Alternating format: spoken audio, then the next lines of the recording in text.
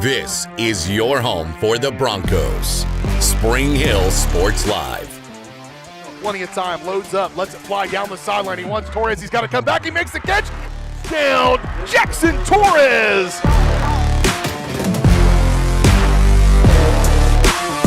There's a chance for Spring Hill. Back set, kill for Serpan. A nice touch there, looking for Rainforth, and he's able to find the back of the net. A first touch volley. The substituted freshman, Odell. Gano looking for the end zone. Touchdown, Broncos on a 3rd down and 4 from the 5. It's time for the Broncos on your home for Spring Hill High School athletics. Spring Hill Sports Live.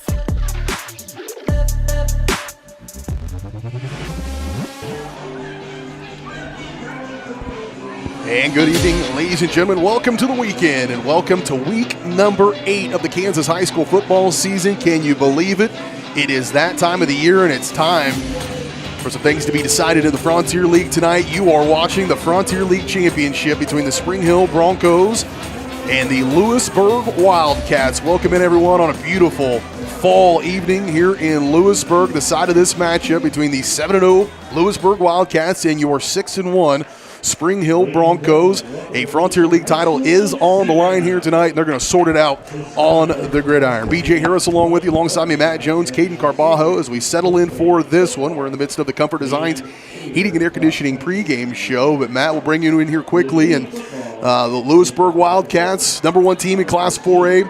Broncos, if you'd have told them at the beginning of the year you'd be 6-1 and have a chance for a Frontier League title tonight, they'd have taken that all day, and here we are. I think they would have jumped on that opportunity, and I hope they jump on it tonight. I think they're ready to go, and for everything I hear, the boys are ready to go out and play.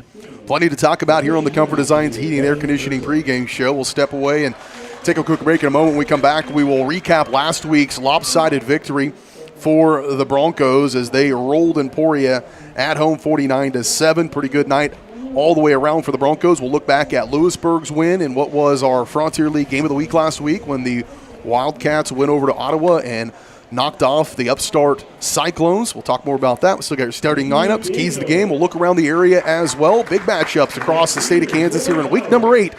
You're watching the Spring Hill Broncos here on the Comfort Designs pregame show and Spring Hill Sports Live, presented by Strode Orthodontics.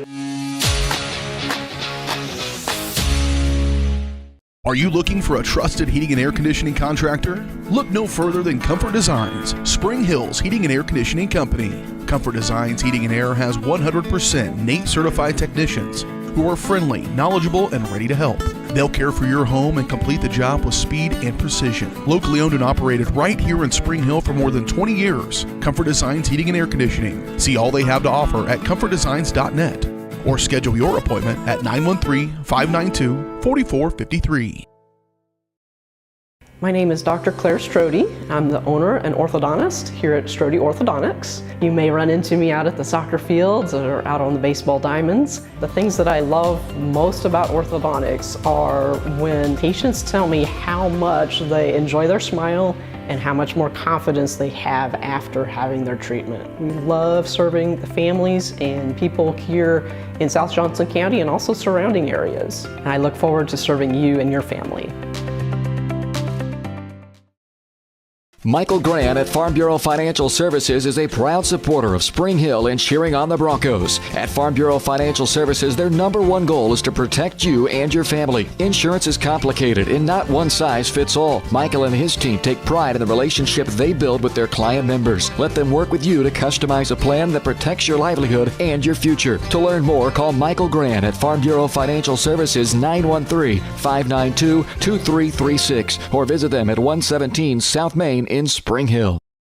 Looking for a real estate team you can trust? Join Team Young Realty, your local family-owned experts in Spring Hill and beyond. Whether you're selling or buying, Team Young is here to make it easy. Looking to sell but don't have time or money to make it shine? Team Young will invest to make your home show-ready to get top value. And if you're looking to buy, Team Young is here to assist in every step. Team Young Realty, committed to bringing affordable housing to Spring Hill and the surrounding area. Call for a free, no-obligation consultation, 913-222-9843.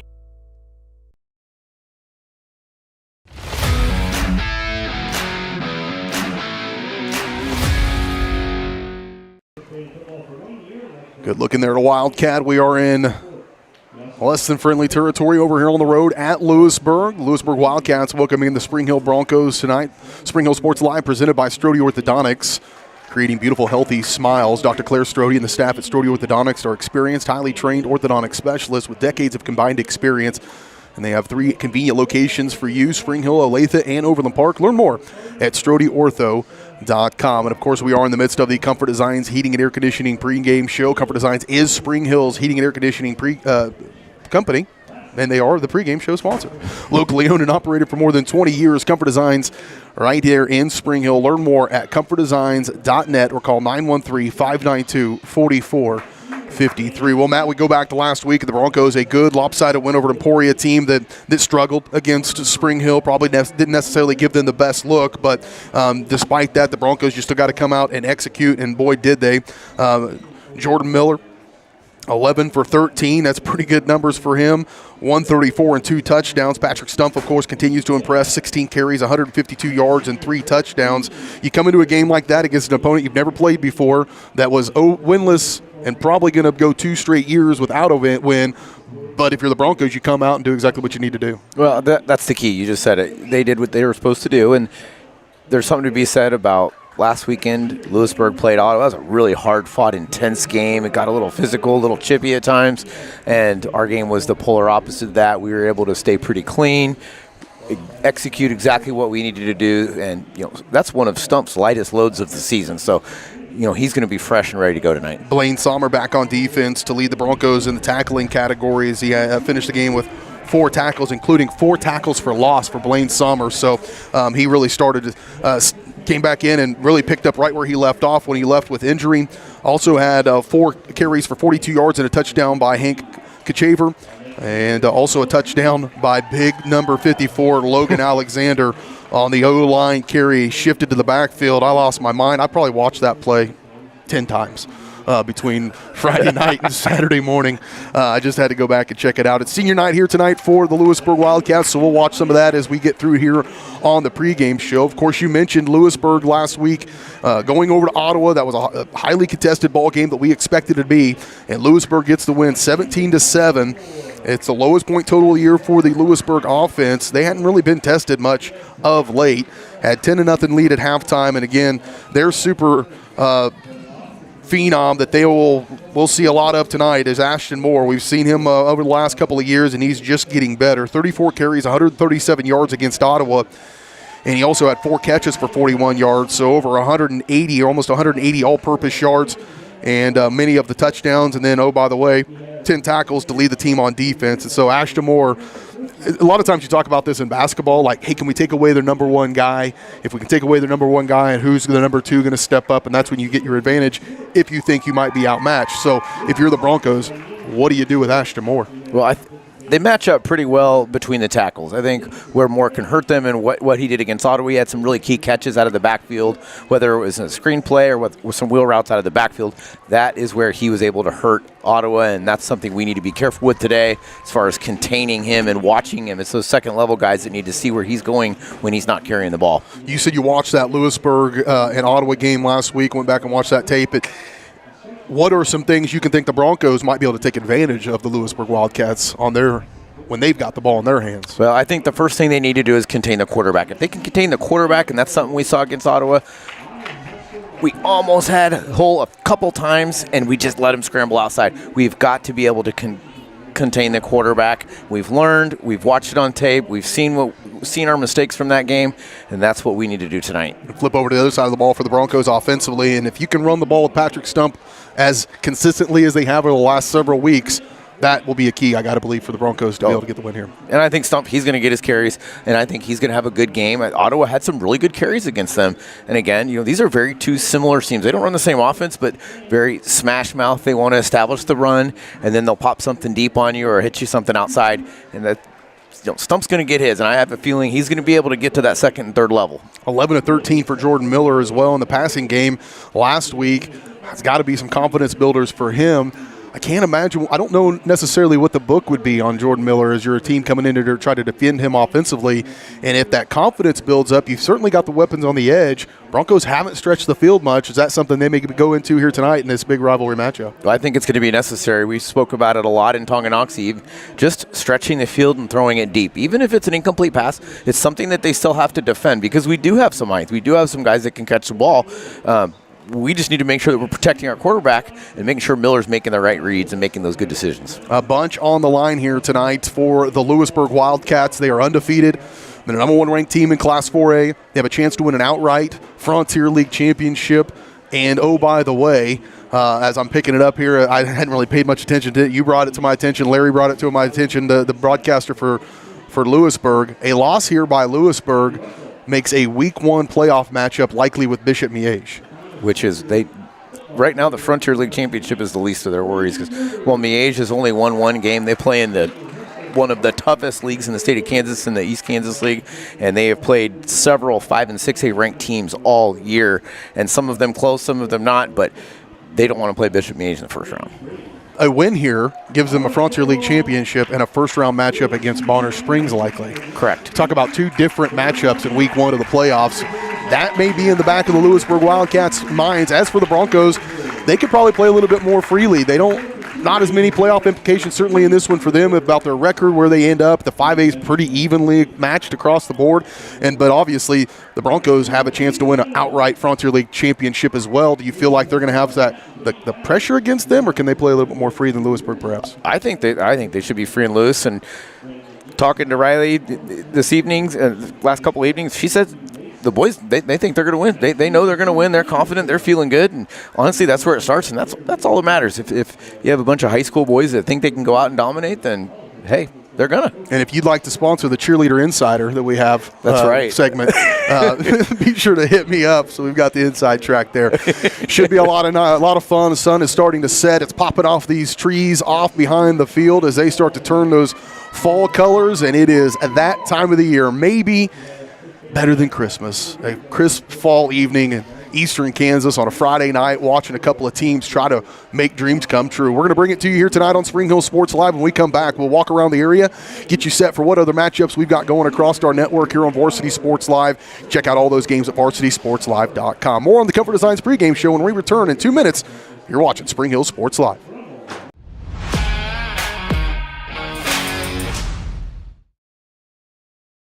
Feeling stuck, overwhelmed, anxious? Whether you're struggling to unwind, seeking meaningful connections, or just need a shoulder to cry on, the staff at Allies Therapeutic Services in Spring Hill is here for you. With experience in a wide range of services and a compassionate, judgment-free approach, Allies will help you tackle challenges in a supportive environment, working together to find a path to healing and growth, because everyone needs an ally. Visit alliestherapy.com. Hi, I'm Katie Casey, and I'm honored to be a third-generation realtor in our Crown Realty family. My dad and grandparents started Crown Realty in 1973, and since then we have grown to become one of the largest brokerages in the Midwest. We now have 8 office locations and over 150 agents covering about 20 counties across Kansas and Missouri. Reach out to us today to experience the Crown Realty difference, where we are committed to treating our agents like family and our clients like royalty. For 50 years, Elliott Group has been your local insurance partner. With 5 convenient locations, Elliott Group is big enough to offer the best carriers, but small enough to know your name and your insurance needs. Elliott Group is more than just insurance. They're a part of each community they serve, with a wide variety of insurance solutions to help your unique challenges. Elliott Group, where they're there for you today and for years to come. Visit them at any of their 5 locations or at ElliottInsuranceGroup.com. A message from the Sonic Department of Research and Deliciousment. They say you can't put a price on fun, but at Sonic, fun is exactly $1.99 for your favorites like the quarter-pound double cheeseburger. So take that, they. The Fun 99 menu, always $1.99 each. A message from the Sonic Department of Research and Deliciousment. Did you know your new favorite burger has hand-smashed patties made to order, hot and melty cheese, and a tangy sauce? How rude of me. Let me introduce you. The all-new Sonic Smasher. Live free, eat Sonic. Live remarkably at Colonial Oaks Spring Hill. The caring, loving, and qualified staff of professionals at Colonial Oaks offers your loved ones the care they need with the compassion they deserve. With a wide range of services, Colonial Oaks can meet a variety of needs, including with their Rhythm of the Day Memory Care program or on-site therapy with Empower Me Wellness. Residents enjoy 3 delicious restaurant-style meals daily, all with the support of the Colonial Oaks team. Learn more at colonialoaks.com.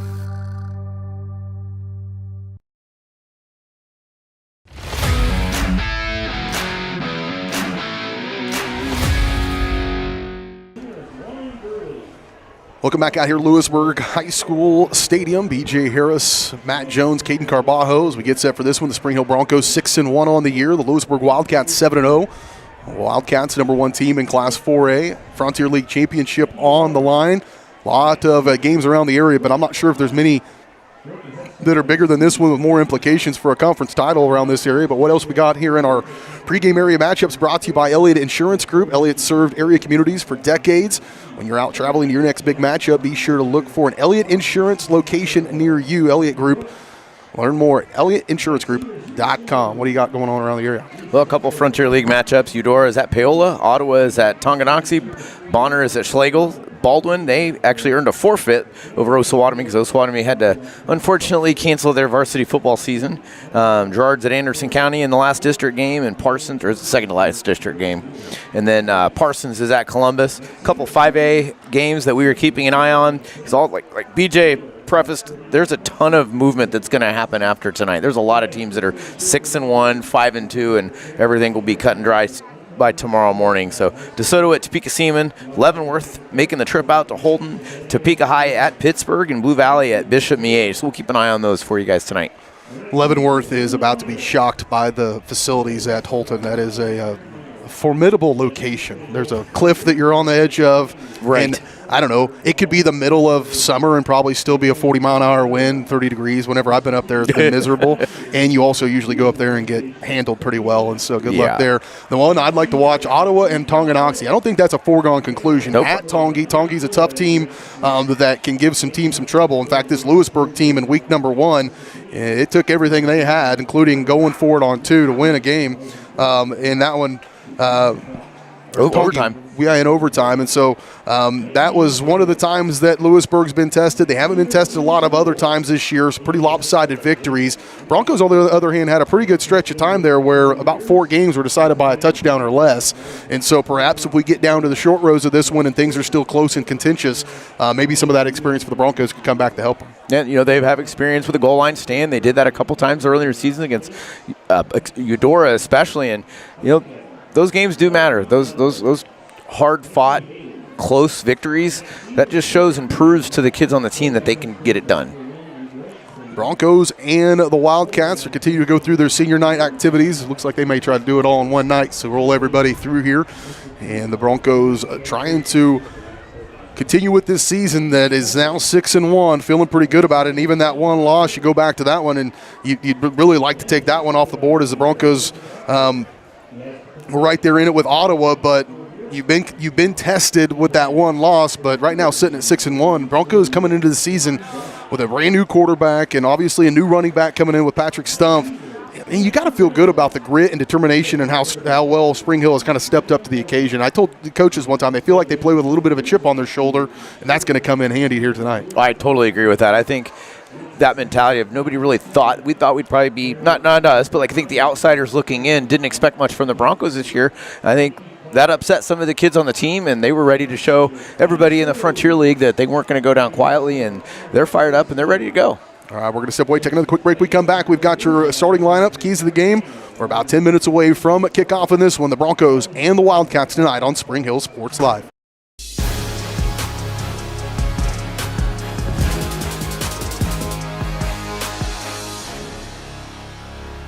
Happy birthday! Thank you. Watch this. Call your dad from that phone. So you pay for a phone line just to laugh at kids? No, my internet company makes me pay for the phone. Might as well get something out of it. That internet? No bundling required. Visit gobrawley.com to learn more. For more than 20 years, Gherkin Rental has been the place to go to get the job done in eastern Kansas and western Missouri. With a huge selection of quality equipment, from roll-offs to trailers, telehandlers to generators, power washers to popcorn makers. Experienced equipment professionals and clean, well-maintained tools to help you get the job done right the first time. Gherkin Rental. Stop by any of their 13 locations across the KC Metro or call 855-GHERKINS. That's 855-437-5367.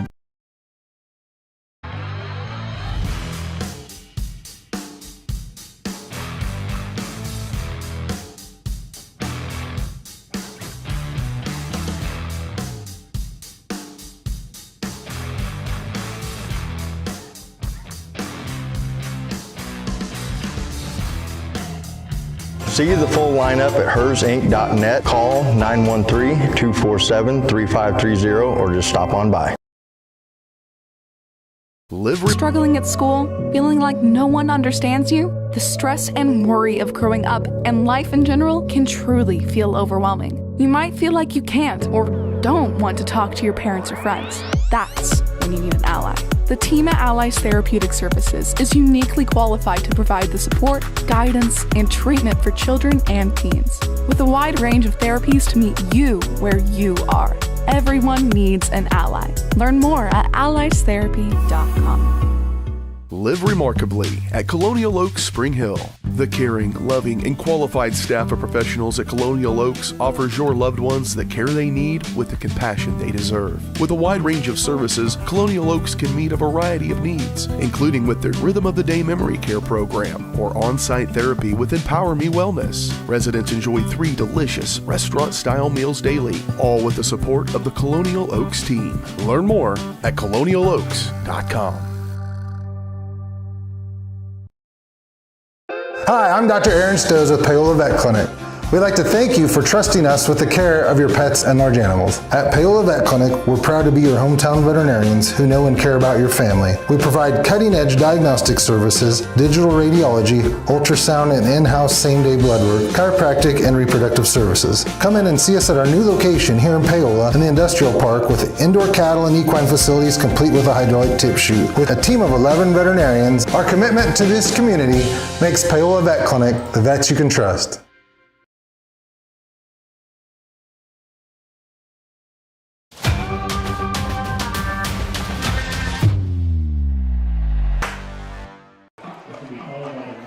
Getting ready to present the colors here at Lewisburg Stadium. B.J. Harris, Matt Jones, Caden Carbajo getting set for this one. A little under 8 minutes away from kickoff in this one. Time for our keys of the game.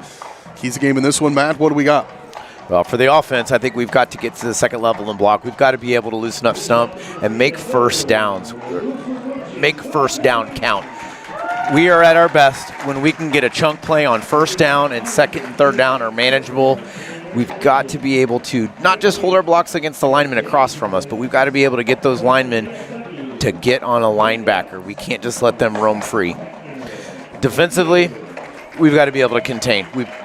We are kind of a pin your ears back and let it rip defense. And in certain situations, that's great, but we've got to be assignment sound tonight. We've got to stay home.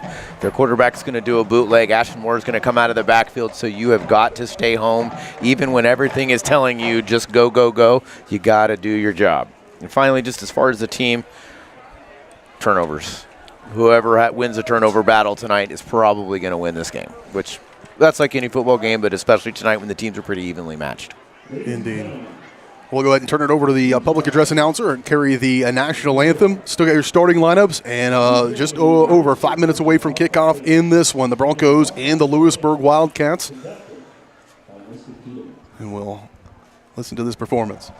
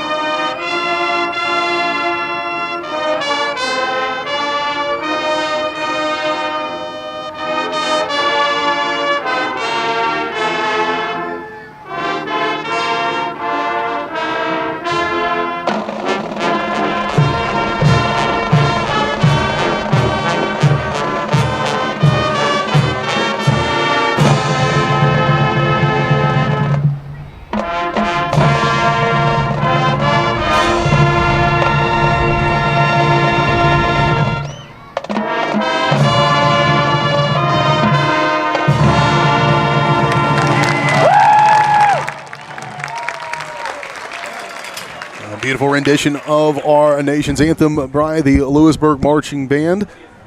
Just ahead of this one, the Broncos and the Wildcats. Time for our starting lineups. We'll go to the defensive side of the ball for the Broncos.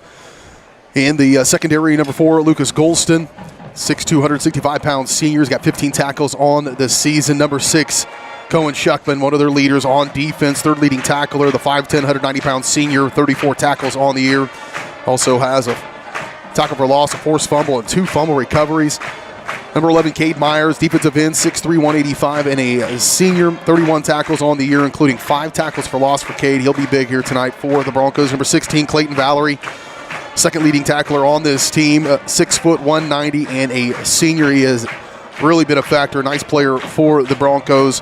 And those 48 tackles, 33 of them solo. Mikey Beck, the freshman starting corner, 25 tackles on the year for him. Siler Stewart, 5'10", 160-pound junior. He's got 13 tackles. Bo Gardner, one of those forces in between the tackles in that second level of defenders at linebacker. Leading tackler with 54 tackles on the season. Blaine Sommer back into the starting lineup and back there at defensively up front. Carson Royal, he has been battling an injury. We hope to maybe see him back again. Not sure of his situation. Clayton Meek getting some time down there on the defensive line as well. They really rotate quite a few guys at the defensive line. Last week, a guy who got quite a bit of playing time was Caleb Henry, the 5'11", 240-pound senior. Brooks Bear, 6'2", 215-pound sophomore. 21 tackles as a sophomore, including 4 tackles for loss. He's going to be a real good player for the Broncos, or for the Broncos. For the Wildcats, the offense, they'll be led by the quarterback, number 18, Alex Saad. Running back is number 21, Ashton Moore. We've talked plenty about him. Wide receivers, number 11, Miles Vose.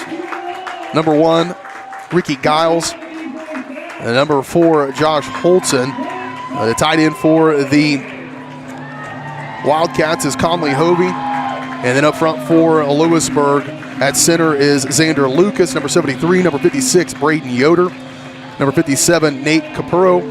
Number 54, right guard, Johnny Hendrickson, and a right tackle, number 74, Miles Meek. Those are your starting lineups. We'll take another quick break. We come back. Opening kickoff right around the corner here from Lewisburg. It's a Frontier League Championship tonight on your home for Spring Hill High School Athletics, Spring Hill Sports Live.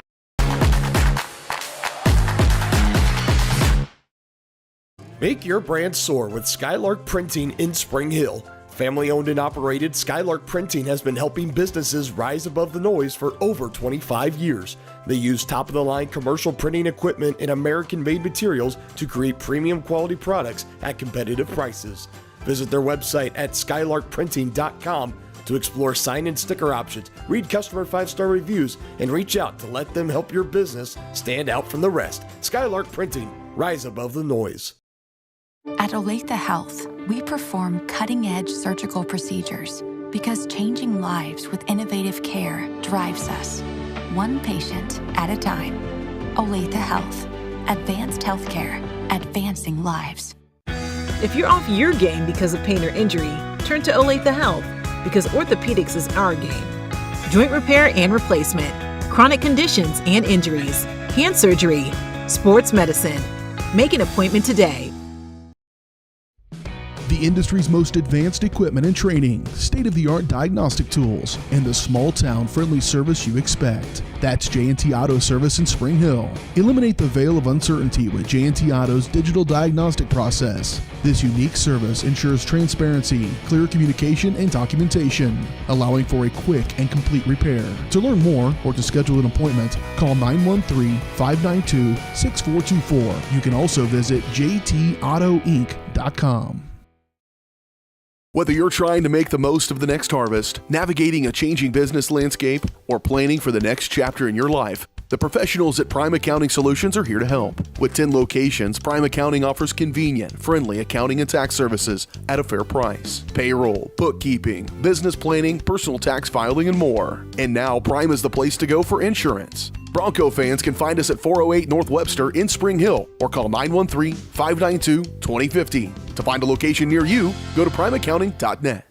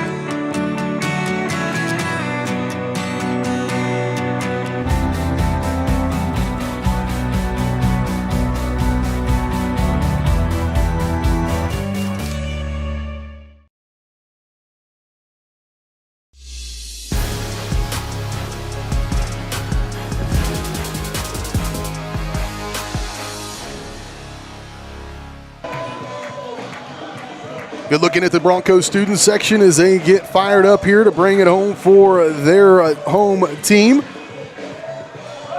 Thanks for joining us for the Comfort Designs pregame show. That'll do it for that, and here we go. Opening tip kickoff is always brought to you by our good friends at the Spring Hill Co-op, 110 South Frank Street in Spring Hill, just across the tracks there. They've got everything you need, a great selection of items you may need for your home, animals, pets, all that good stuff. Go check them out. And obviously it's fall season for the farmers. Spring Hill Co-op takes care of all their farmers around the area. Give them a call at 913-592-0094 for the Spring Hill Co-op. And a kick through the back of the end zone. Wildcats will start this drive at their own 20-yard line. Ryan Jackson, the kicker. Excuse me, other way, Broncos will start this at their own 20. Should look up after reading my live reads, shouldn't I? That's okay. I knew the Broncos had the ball to begin this game. So Broncos will have it at their own 20-yard line to begin things.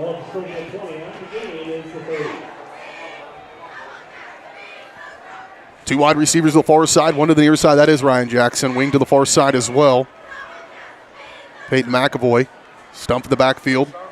Hand off at a quickly coming down off that far side for Lewisburg is Lucas Schwartz, a senior linebacker. Came in a hurry. And then a modest gain for Stump of just 2 yards. And that was all Stump just kind of leaning forward and getting that, dragging him for just an extra yard, make something out of nothing. Yeah, he was hit behind the line of scrimmage and able to get something. 2nd down and 8 for the Broncos. Decent push off that far side, and then not much. Ball came loose. They said he was down. That was real dangerous. Had him completely picked up and upside down when he let go of it. So I'd say if you're upside down, your forward progress is probably stopped. I would agree with that. Looks like he was double-legged, and the guy was flaring out to a finish. You just can't get wrestling off your mind, can you? Hey, it's getting ready to start. Middle school starts Monday, man. 3 wide receivers far side, 1 to the near side. Miller calls for it. Time, steps up, got some running room. He's got plenty of room. He's got the 1st down across the 30 up near the 32-yard line. It's a 9-yard scamper on 3rd down and 7 by Jordan Miller. That opened up nicely. And I love the decision-making. He saw the hole, and he went for it. He didn't second-guess himself. He just used his natural instincts and went. Big 1st down conversion for the Broncos on a 3rd and long. Quickly to the line of scrimmage. Now the whistles. Officials blew it dead for some reason. Timeout quickly by Lewisburg. They were out of sorts and have to burn an early timeout. So how big is that 1st down right there? Timeout on the field. We'll take it. We're back in 30 seconds. You're watching Bronco football.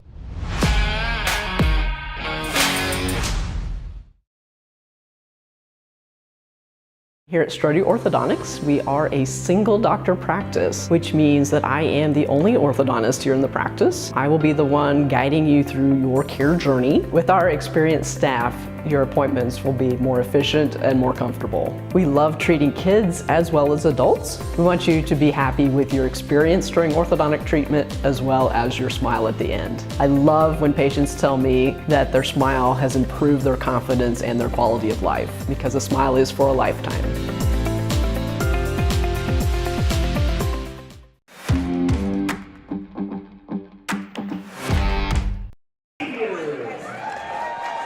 Early for timeout taken by Lewisburg. Perhaps didn't have the right guys on the field for what Broncos had quickly come to the ball. 2 wide receivers near side, 2 guys in the backfield, Hope, Kachaver, and Stump. Not much there for Stump, just a gain of 1. 1.5 maybe.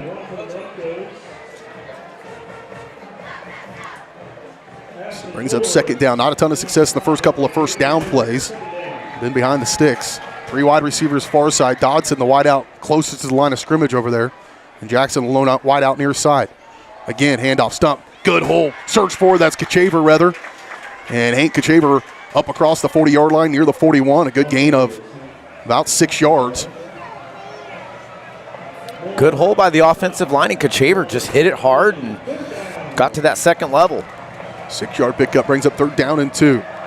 Big 3rd down here for the Broncos. Toss it near side. Dodson, well blocked, got to turn it up inside. He does. He's got a hole. He's got the first down up near the 50-yard line. A good headsy move there by the freshman to step up inside the defense and get an 8-yard gain on third down. And well blocked on the exterior. Great cut by Dotson. 4 ball carriers already in this opening drive for Spring Hill. And just shy of the midfield stripe. Handoff. Coach Haver, don't be tiptoeing around there. Nope. You better get on your horse. And I tell you what, Conley Hovey was, and he was in there in a hurry. He had nowhere to go. He needs to lower his pad level a little bit.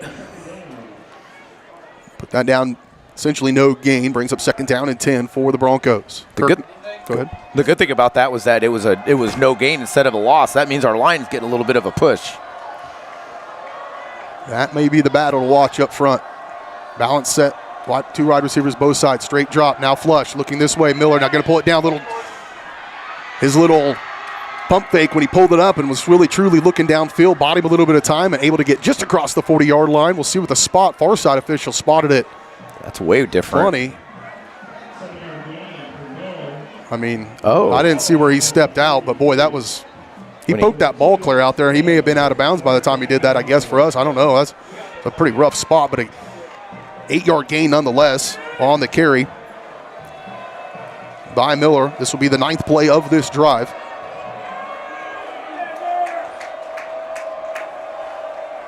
Need to get to the 40-yard line if you're Spring Hill. Turn, handoff, bounce outside stump, driving forward. He's got the first down. The ball definitely went across the 40, and that's what they needed for the first down. This near side official does get it right and moves the chains. Needed 2, he got exactly 2. And Ashton Moore on the tackle. Probably our most hard-nosed, best football player against theirs. Squat rack was on full display on that tackle there between those two. Sure was. 2 wide receivers far side. Tight end far side is McAvoy. Stump behind Miller. Miller, turn, hand. Patrick Stump spins off one would-be tackler and rolls forward for a gain of a couple. And again, the line surge is getting they're holding their men about 2 or 3 yards downfield. And when Stump is getting any running back, when he's getting his first contact, it's in front of the line of scrimmage, which is encouraging. Keep watching that, partner. That up front push is evident. We definitely have a size advantage, and you can see that from our guys on our offensive line. Kachaver in the backfield with Miller this time. He'll stay in the block. Miller, plenty of time. Now steps up, now flings it. He's got Dodson open at the 10. Dodson down to the 7-yard line. And, as we were watching that, you could kind of see the ball hanging in the air, but Dodson was so wide open. He was like a center fielder trying to play the ball in the air. Great awareness by Miller to let that ball go. He thought about running and decided to unleash it. A 33-yard completion. Now a pull out by Miller, looking for the end zone. Dumps his shoulder. Touchdown, Broncos. Great opening drive. Beautiful drive by the Spring Hill Broncos. 80 yards. Capped off on a 7-yard touchdown run by quarterback Jordan Miller, and he had his best runs of the year on that drive as well, including the touchdown run, a good read on the fake dive. They were really selling out on Stump, and easy to the edge, and then dropped the shoulder at the goal line, touchdown. A beautiful drive by the Spring Hill Broncos, and took up nearly half of this first quarter with it. Ryan Jackson to kick the point after attempts been pretty good all season long, and he will continue to do so. Broncos lead at 7-0, 7:26 to play first quarter. We're back at 30 seconds. You're watching Spring Hill Bronco football.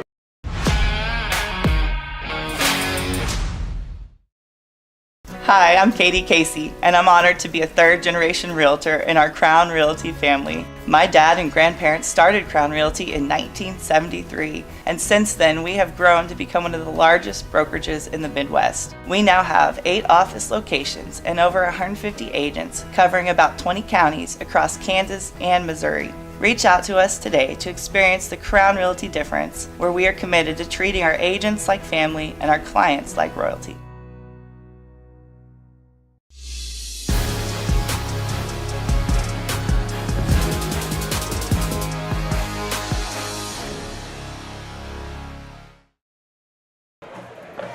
Broncos 12 plays, 80 yards, take 4:34 off the clock. Capped off with a 7-yard touchdown run by quarterback Jordan Miller. Miller had a run on a 3rd down of 9 yards. He also had a carry of 8 yards and then a 7-yard touchdown. So about 24 yards rushing for your quarterback on that drive. You'll take that when that has not necessarily been the forte this year. Well, I think the athleticism's been there. It's just he hasn't pulled the trigger. Fielded at the 6-yard line. Good return for Lewisburg. Still on the feet and breaking tackles. Going to have to be finally held up and brought down, but not after a huge gain and return. Tackle made by Brady Coltharp. He fielded that at the 6-yard line all the way up, so a 39-yard return on the kickoff.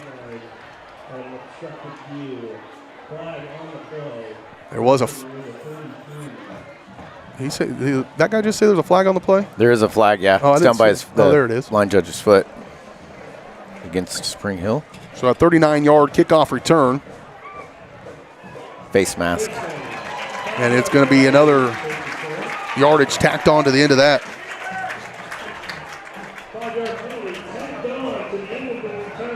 Who was that returner? Which number was he? I didn't write him down. 23. Okay, yeah, that's what I thought. Darby Van Eaton. So they will start this right at midfield. Turn, handoff, Moore. Off the left side. Pick up about 3 yards on 1st down. Good push forward their O-line on that far side as well. Yeah. And Cade Myers, Bo Gardner in the mix on that tackle. Again, last week, over 130 yards rushing on 34 carries for Ashton Moore, so we'll see plenty of him. He'll be split out in the slot to the near side this time. Quarterback is Sod, Alexander Sod. They'll come to Vose this way. Vose, the speedster. Do not let him get outside. And he will run for a 1st down and then some. You know, one thing, the Broncos, the defensive backs do a pretty good job of stringing out. While they did give up a 1st down, they avoided a huge play, so they still kept the play in front of them and were able to string them out of bounds. Miles Vose, a real speedy player. He had one of the catch of the years last year against the Broncos over there in Spring Hill. He'll be in the slot near side, wide receiver far out, as well as Reed McCaskill, one wide receiver far side. Now those will shift to the other side. They'll shift Hovey over that way as well. Toss sweep, Moore. Coming up, nice play. Penalty flag in the backfield as well, Bo Gardner. Yeah, this is likely going to be a holding penalty against Lewisburg, which would be a good break for Spring Hill. Somebody on that far side really did a nice job setting the edge. I think it was Clayton Valerie came in there and blew that up. Yep. And allowed Gardner to come in from behind him and clean up and get a hold of his feet for Moore. Tackle him low. That'll be the name of the game. He's a strong kid. You got to gang tackle him. Holding.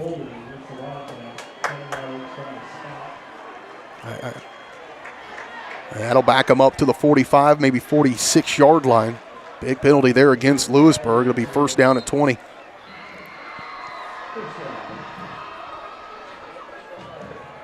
.606 to go, 1st quarter. Broncos lead 7-0. Went 80 yards on 12 plays in their opening drive.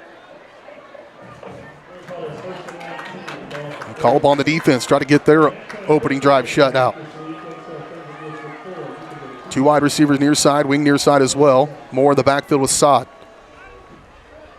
Roll near side, Sod looking downfield, flips it underneath. Had his man well defended. He was looking for his man and in coverage for Spring Hill.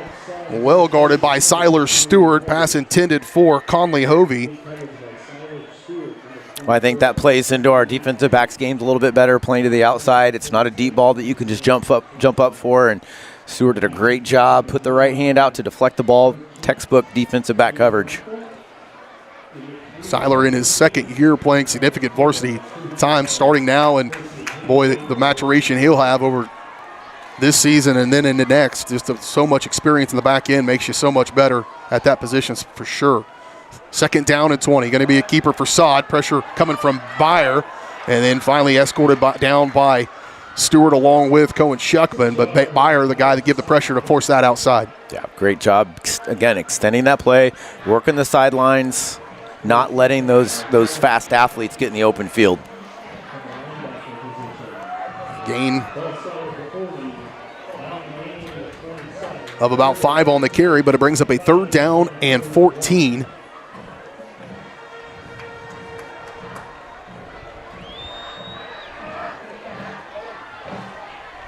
That holding penalty put him behind the sticks. Now Wildcats perhaps in 2-down territory here. Sod, option, near side, Moore. Byer trying to dive out there. Moore going to rumble forward. He's not going to have the first down, but he'll have it closer. Now penalty flag comes in late. Bo Gardner was tangled up down there with number 73, Xander Lucas. And so if Lucas pulled him to the ground, which is kind of the way it looked, that would be holding. It could be personal foul. Could be something after that play that we saw. I'm talking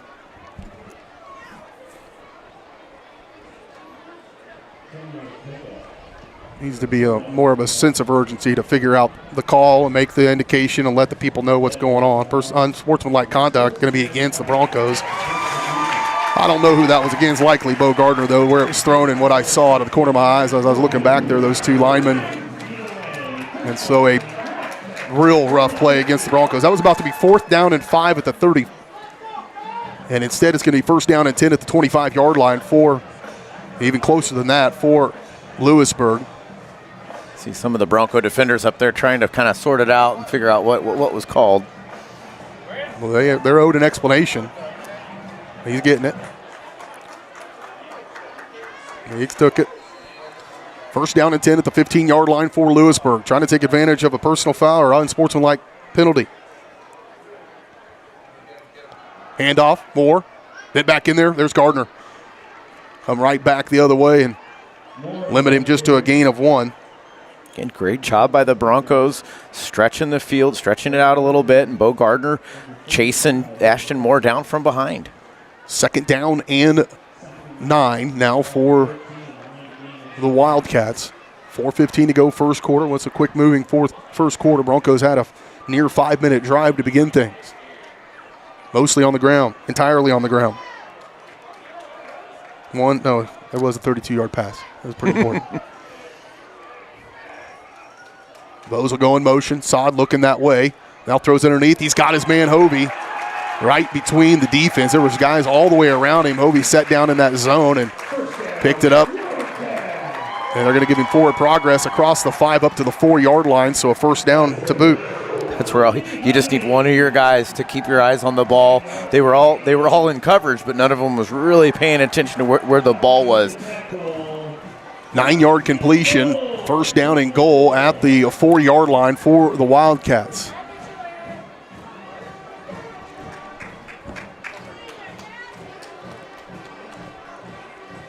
Sod with Moore behind him. Wing to the near side, 2 wide receivers far side. They'll shift their wing to the other direction. Line shift by the Broncos. Moore trying to pick his way through.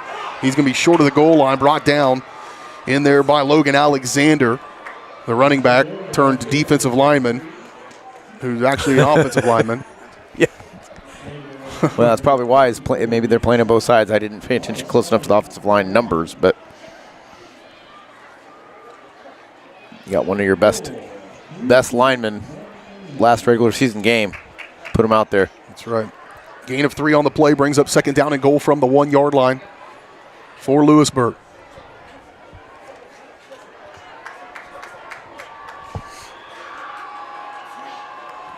Probably looking at 21 here. Sod will go under center. Turn, handoff, straight dive. Moore dives in. Touchdown, Wildcats. 9-play drive.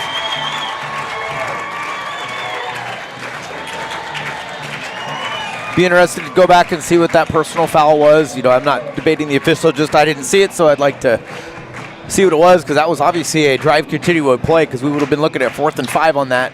So that obviously was a drive changer. Kick up and good.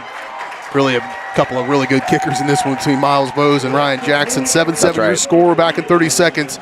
We got a good one for the Frontier League Championship tonight on Spring Hill Sports Live.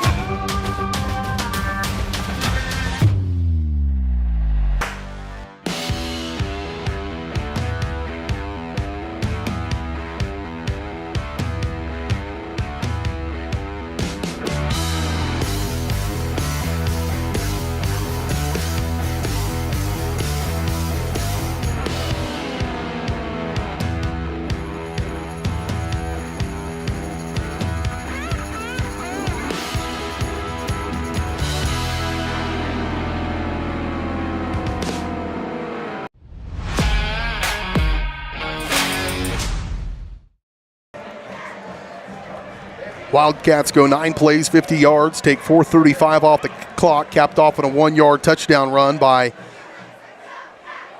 Ashton Moore. 2:37 to play first quarter. We're all knotted up at 7 apiece. Broncos to return it. Oh, Dodson, dangerous catch, but at the 9-yard line, he'll return it. Near sideline, cross the 25, picks his way back, and he is stroked. Brought down by Bryce Thompson. I think I saw him up in the air off of his feet and yeah, taken down. First, he had to go off his feet to make the catch that he did. Right. Lucky to make it. So Broncos will start this one at the 27-yard line with 2:27 to play in this first quarter. Now, more than likely that first drive was scripted, so let's see what we come out and do this drive. Obviously, the things that we did worked, but still, first down's important. Don't turn that page. If it's on the script, just stay on page 1.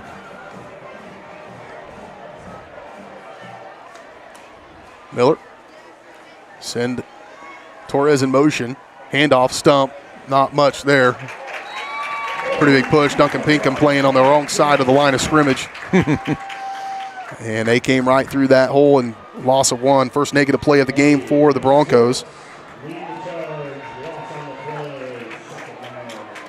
Loss of 1 brings up second down at 11. Now Bronco O-line was getting a good push on that opening drive, and that you can go back and bottle that up and re-rack it.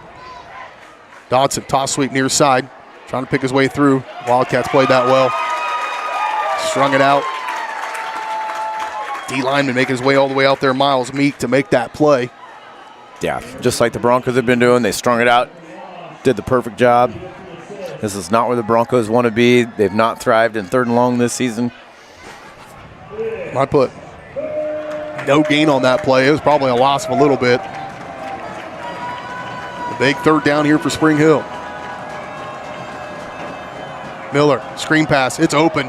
Got to catch it. Kachaver splits him up, and he is close to a first down. I think he's got it. He is going to have the first down. It is going to be close. Boy, he didn't catch the ball cleanly. Had he caught it cleanly, that's an easy first down for Spring Hill, but I think they're going to have it. Boy, that is another tough spot by this near side official. Yeah, move it on. Yeah. Dude over the ball right now is not checking with either side judge where that ball is. He's walking up and placing it. Correct. And the far side judge is a foot or yard ahead. Because we can see that the ball in the it's a first down. We'll take it. Big play on a screen. Miller going to keep it himself. Tucks it. He's got some running room. Plenty of green grass and out of bounds at the 50-yard line. It'll be a 13-yard run on first down for Jordan Miller. It's a good designed run for Miller, using his athleticism and speed. He had the overload on the right side, went around to the short side of the field. Weak side of the field, I should say. 11-yard screen completion to Kachaver, and then a 13-yard scramble by Miller has got the Broncos inside Lewisburg territory up to the 49. Dodson again. A little jet sweep. And picks his way for about a 4-yard gain. Pretty easily managed 3 or 4 yard gain. I would call it 4. He does a good job slashing through there. He's shifty. Takes this skinny guy route right through those defenders. Second down and 6. Now for Spring Hill. Empty backfield.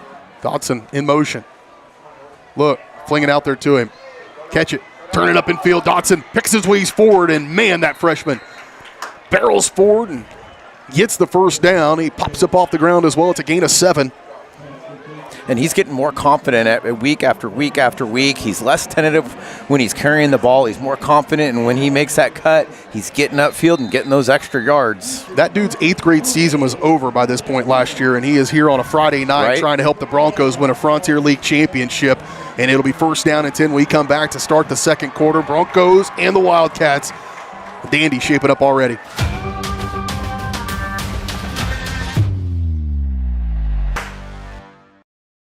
live remarkably at Colonial Oaks Spring Hill. The caring, loving, and qualified staff of professionals at Colonial Oaks offers your loved ones the care they need with the compassion they deserve. With a wide range of services, Colonial Oaks can meet a variety of needs, including with their Rhythm of the Day Memory Care program or on-site therapy with Empower Me Wellness. Residents enjoy 3 delicious restaurant-style meals daily, all with the support of the Colonial Oaks team. Learn more at colonialoaks.com.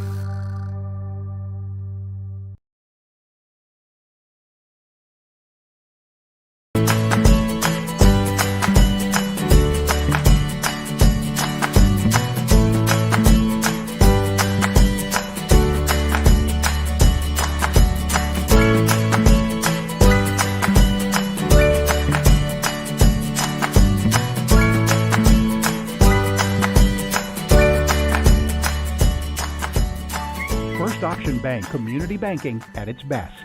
Member FDIC, equal housing lender.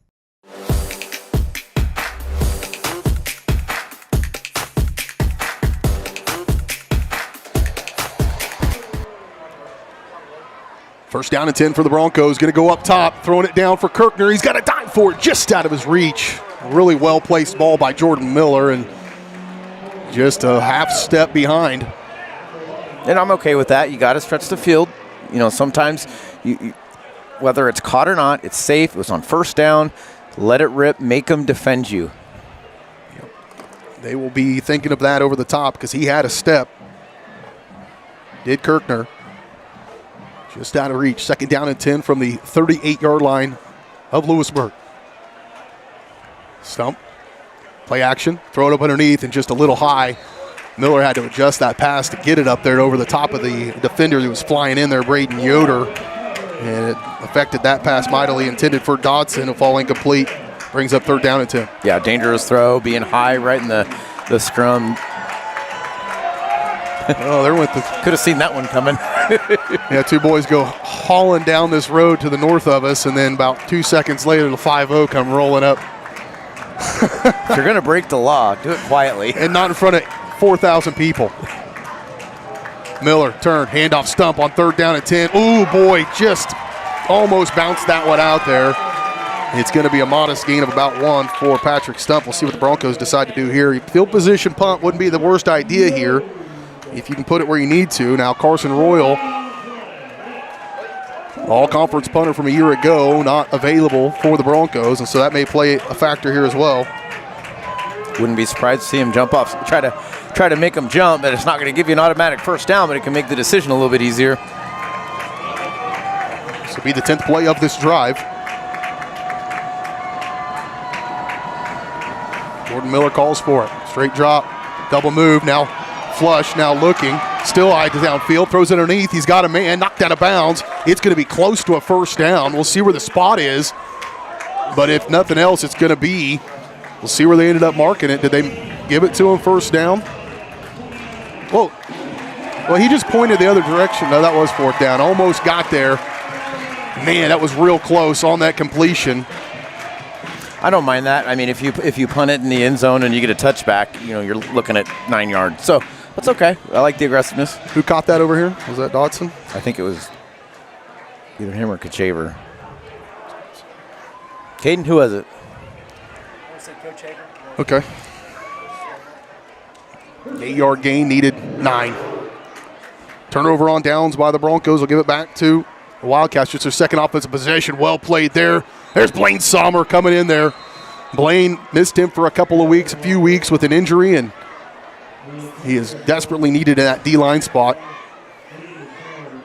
Forward progress got him back to the line of scrimmage, but Bo Gardner stands next to your D lineman and can't tell which is a D lineman, which was a linebacker, but yeah, it's no gain on the carry.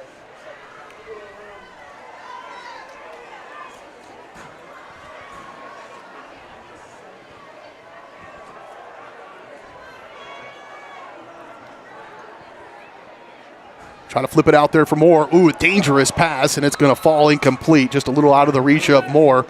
And I think it would have been a disastrous play had he caught it. I think it might end up better for the Wildcats that he didn't catch it, because I think he'd have gotten blown up as soon as he grabbed it. So 3rd down and 10. Broncos, a nice response here. If you can get off the field, got to get off on 3rd down here for Spring Hill. 10:15 to play first half, all knotted up at 7s. Outright Frontier League title on the line. Broncos would have one loss, be 7-1. They would make the one loss for Lewisburg, make them 7-1, and this game's the tiebreaker. So this all on the line right here. Sod looking to call for it on 3rd down and 10. Send a man in motion, coming this way, short side of the field. Step up inside, well played. Coming in there to make this play, Mikey Beck coming in underneath him and cutting it low. Nice read by him from that corner spot. Hey, you're running? I don't have anybody to worry about. Let's go get the quarterback. That's right. That's his guy. Well played. He knew exactly what to do. Quarterback keeps it. You go. Great job by Mikey Beck, the freshman. Broncos Huge 3rd down. Broncos going to force the first punt of this game. Sod to punt it. Low punt. That might have gotten tipped. It's almost impossible to kick a ball and make it do that. Right. A perfect spiral off your foot. Yeah. Go outside your yard and try to cook a perfect spiral off your foot. So I think that maybe got tipped. I think, they had some problems in the punting game last week against Ottawa, and Ottawa blocked one, and that's actually what set up their score. Not a cord issue. I'm tangled around that camera. We'll do it at halftime. It's all right. We'll make it work. So a punt, the Broncos. Chance here to break serve. I think if they're going to get Stump involved in this game, they're going to have to be a little bit creative with it. They're going to struggle to go with their typical between the tackles attack with him. They'll hand off. That's exactly where they'll go to the edge for Stump. Not much there. Stretched out nicely by Lewisburg for maybe a gain of a yard.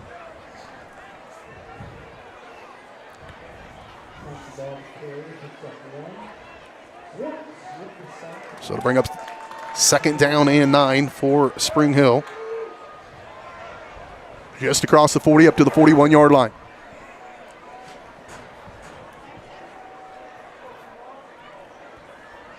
Looking right down the barrel where we're set up. Quarterback Kiefer Miller, little jab step inside. Now he'll lower the boom, drag the defender forward. How about that? 4 yards after contact for your quarterback, Jordan Miller. And really starting to show his athleticism in this one, Matt. He's taking charge, lowered his shoulder, and drug the Lewisburg defender about 3 yards to get that first down. Nobody was going to stop him today. Needed 9, got all 9, moved it up to the 50-yard line. The nose of the ball just poked across into Lewisburg territory. 3 wide receivers near side to send a man in motion. That's Dodson. They'll toss it to him, trying that in around. Trying to pick his way through there, and he does. Now a penalty flag going to come in here, and it might be a holding penalty on Jackson Torres. Torres. As I said that, he pointed at himself like he heard me say. Dang it.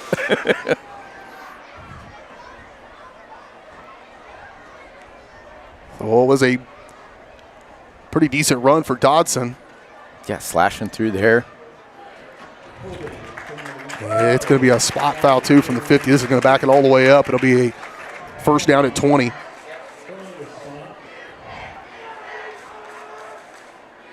Some penalties on their offense or on their drives has really cost them.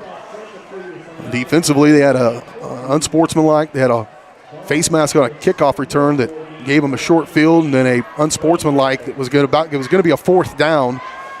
Turns into a 1st down, and that it's led to the touchdown for Lewisburg.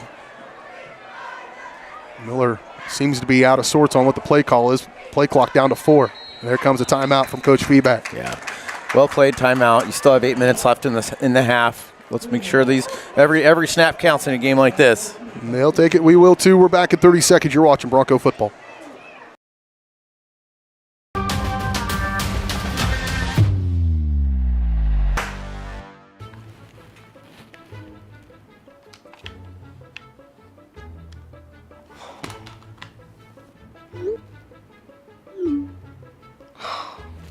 Stupid Go Brawley internet.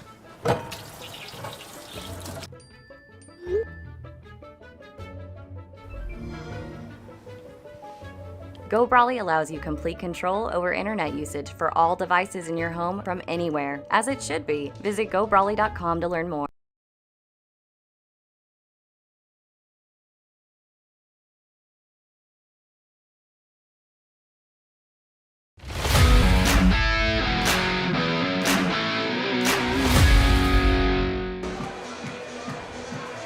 8:11 to play in the first half. Broncos tied up at 7 with the Lewisburg Wildcats. Week number 8. Frontier League Championship on the line here in this one. First down and 20 after the holding penalty. Straight drop, screen pass again, stump. Got to get out of one tackle, and man, well Big played. boy's ready. Tell you what, 59's been a factor. Jimmy DeVary, along with Braden Yoder, 56. Those guys undersized, but he's a stout boy. They can move. Yeah, they're big. Well, he did a good job reading that, the way that when everybody was let through, he stayed back where he should have and was able to make the play. DeVary and Yoder in the interior line. Covey and Lucas Schwartz, the DNs. Miller mishandled it. Oh, he just never, he had that one, was spinning around to throw it out there, and we are going the opposite direction of home. So now the Broncos just need to manage this situation here at third down in a long way. Like he was trying to rotate the ball in his hands, maybe to get the laces, and Stump wisely jumped on top of it, but a third down a long way. Let's see what they got drawn up here. Kirkner got some separation over here on Mose. Kirkner on Miles Bose has about 8 to 10 inches in height advantage. Miller, lots of green. He's going to have to really run for it. Miller cuts back against the grain, still on his feet, all the way up near the 35-yard line. Jordan Miller doing as much as he possibly can at this point. A 16-yard carry, and it'll bring up a fourth down and it'll make the punt a little bit better, perhaps. Yeah, at least that's a field position play, and that's still important. Didn't get the first down, but at least now we can, hopefully pin Lewisburg back a little bit. We'll call it 17 yards on that carry for Miller, but it will be a punt for Spring Hill. I cannot see who's punting. Oh, that was Brooks Byer is the backup punter for Carson Royal. Byer nearly, and they do call the hold. Gosh darn on that. That's a good holding penalty because they're going to tack that on there. If he doesn't make that hold, that might have been a block punt. Yeah, that would be better. So you'll take the hold is better. Because they will just tack on 10 yards to the end of that punt. It's like sometimes you could make them punt it, I think. You could make them re-punt it and take that penalty. And that may be what Coach decides to do here. Yeah, better to live and see another day. It's like a pass interference on a deep ball. Sometimes it's best just to do the pass interference. And yeah, he's going to make them kick it again. So a repunt for Brooks Byer. This has been one to forget about on this drive. As good as the first drive was, this has been the exact opposite. And the second drive started out pretty well. So now Byer all the way back at his own 30, and the first down would be the Wildcats 40.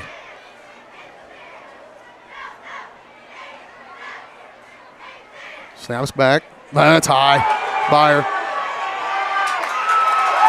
Bad to worse. That drive, you can forget about that one.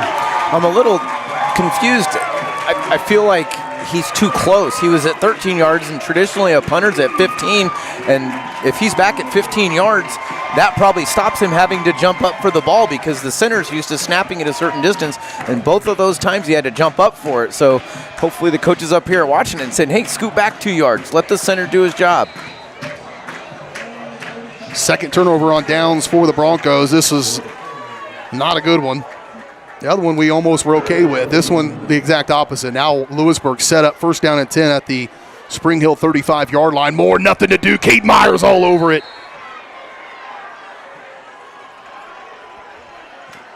Well played.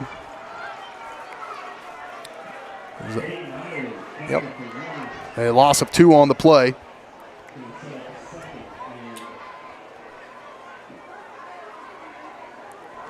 And so a loss, rare one for Moore. Brings up second down and 12. The Bronco defense has been pretty good. They made Lewisburg earn it even despite a short field on their first offensive possession when they scored to tie this thing up. Play clock at 5. Saad, more out of the backfield. Saad looks this way, now looks back right. He's got some time, now loads up. Pressure starts to come. Now he'll step up inside, and Saad's going to have some running room. The Broncos overran him. They had 5 guys around him in the backfield. Right. It's going to be nearly a first down on the quarterback scramble. And when you pin your ears back and blitz like that, you better get the quarterback because you don't have anybody behind the line of scrimmage and the defensive backs. He had clear green grass to run with. 9-yard pickup on the scamper by Saad. And brings up a 3rd down and 3, likely four down territory, although Miles Vose has the leg to probably kick this one. Said he hit a 40-yarder. 41-yarder last week against Ottawa. 3rd down and 3. Saad, hard count, got him. We better dial it in mentally here in this one. Yep, time to refocus. A couple bad things happen, and this is a really important series. Broncos need to calm down, take a deep breath. Honestly, I don't think I'd be mad at a timeout if we needed to, just to have them collect themselves. Coach, give them some encouragement. 4:47 to play. That might be the most uncomfortable chair in America. It's a shop class chair. Oof. Should be. To keep it's to keep you up moving around. That's why they make them uncomfortable. Yep. 1st down and 10 for the Wildcats. Quarterback keeper on a straight draw for Saad. He's got some running room, and there's a holding penalty. Cade Myers was getting held real well. Even untucked his jersey. Yep. And you know Cade wants to look good. He does. Going to barber school next year. Or actually that semester. So this will be a 10-yard penalty. And, I mean, those first 2 drives from both these teams were pretty fun to watch, and it's kind of gotten ugly since then. There's been penalties and holding penalties, and it's kind of chopped up this second quarter a little bit. Right. Could have been a lot of emotion going into those first few drives and may have burnt that off. Now you got to dig down and start playing football. Right. Yep, that's right. You can only go off that for so long. It's like eating a candy bar. And then you got to get to work. You can tell I haven't won a candy bar. I think that sounds delicious. Caden agrees. Hoey will swap to the near side. Now more play action, throw up underneath. He's got Vose. And that's a pretty good matchup between those two. Miles Vose, experienced player, and was able to get inside the young corner, Mikey Beck, with position. And it's a big completion all the way up, short of the 10-yard up to 11. Yeah, I think that was just a really good cut by Vose. He had a good angle. Beck was just trailing him just enough to not be able to make the play on the ball. About a 15-yard completion to Vose all the way up to the 11-yard line. 1st down and 10. They can get a 1st down. 4:12 to play first half. Clock turning. Turn back. Counter comes back all over it once again as Bo Gardner met him at the hole. Bo's going to pick up another one if he doesn't watch himself. They should throw a flag on Ashton Moore, who just flipped a bird at Bo Gardner. Bo earned it. He did, yes, but it's a 2-yard loss on that one. You still can't do it. Well, you can if you don't get caught. Besides, why use your hand signals? They can't see your mouth move. Right. It's a 2-yard loss again for Moore. He's had a couple of those on this one. Broncos have found an answer. It was a little counter action, and Gardner just came downhill. 2 wide receivers far side. Moore in the backfield with Saad. They'll run it with him. Nope. Play action coming out. Siler Stewart read it. Hovey down. Mikey Beck there as well, but not much. No gain on the play. Bring up a 3rd down and 11. The pursuit from Stewart, flying from the inside to make that tackle. Great tackle.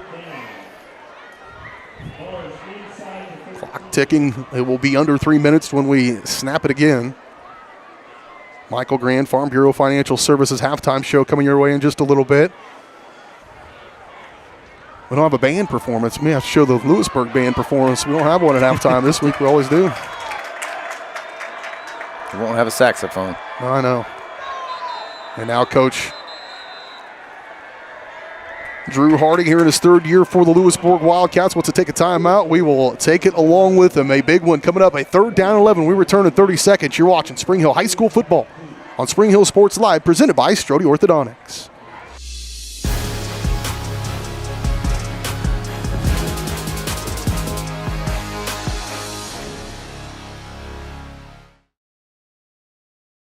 Hers Incorporated in Spring Hill is your area's premier small engine repair shop. Before you replace that faulty trimmer or mower, let our experts get you back to work. And if you are in the market for a new handheld, we carry Maruyama and Red Max trimmers. Plus, Hers is still the best place for hydraulic hoses, cylinder repair, and mechanical control cables. If that's not enough, we're also a UPS drop-off location. To learn more, visit us at hersinc.net, call 913-247-3530, or just stop on by.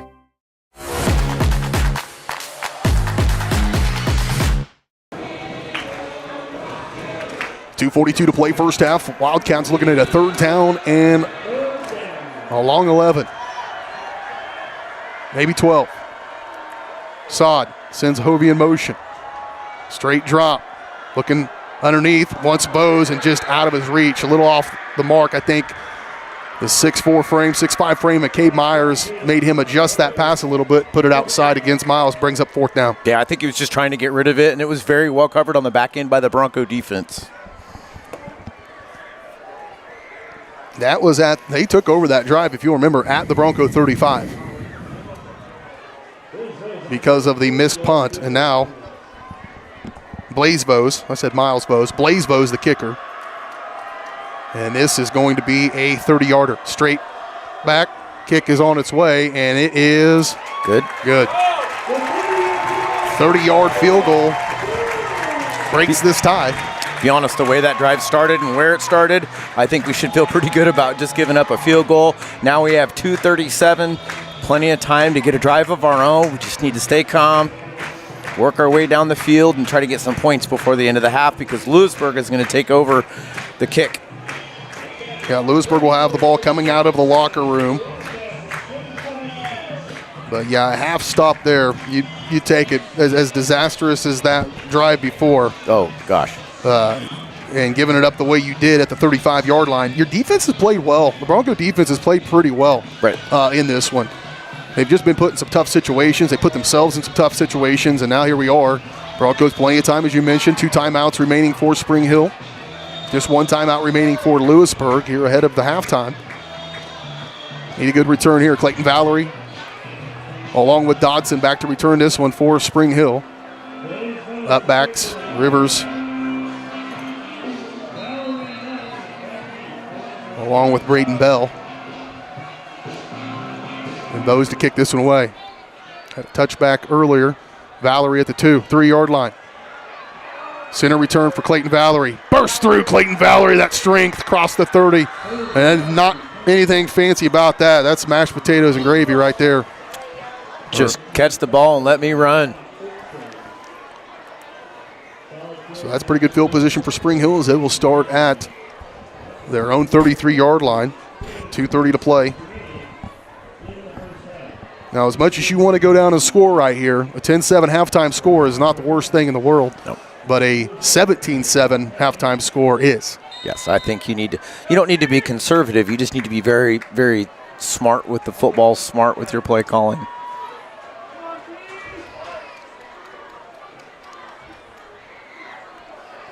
So first down and 10 for the Broncos from their own 33-yard line. Tied in near side McAvoy. Stump in the backfield. They'll hand it to him. Stump trying to pick his way through. Stump now finally decides to push forward. Not much of a push. You see that where that line of scrimmage is set up just 2 yards deep. It'll be a 2-yard gain for Stump.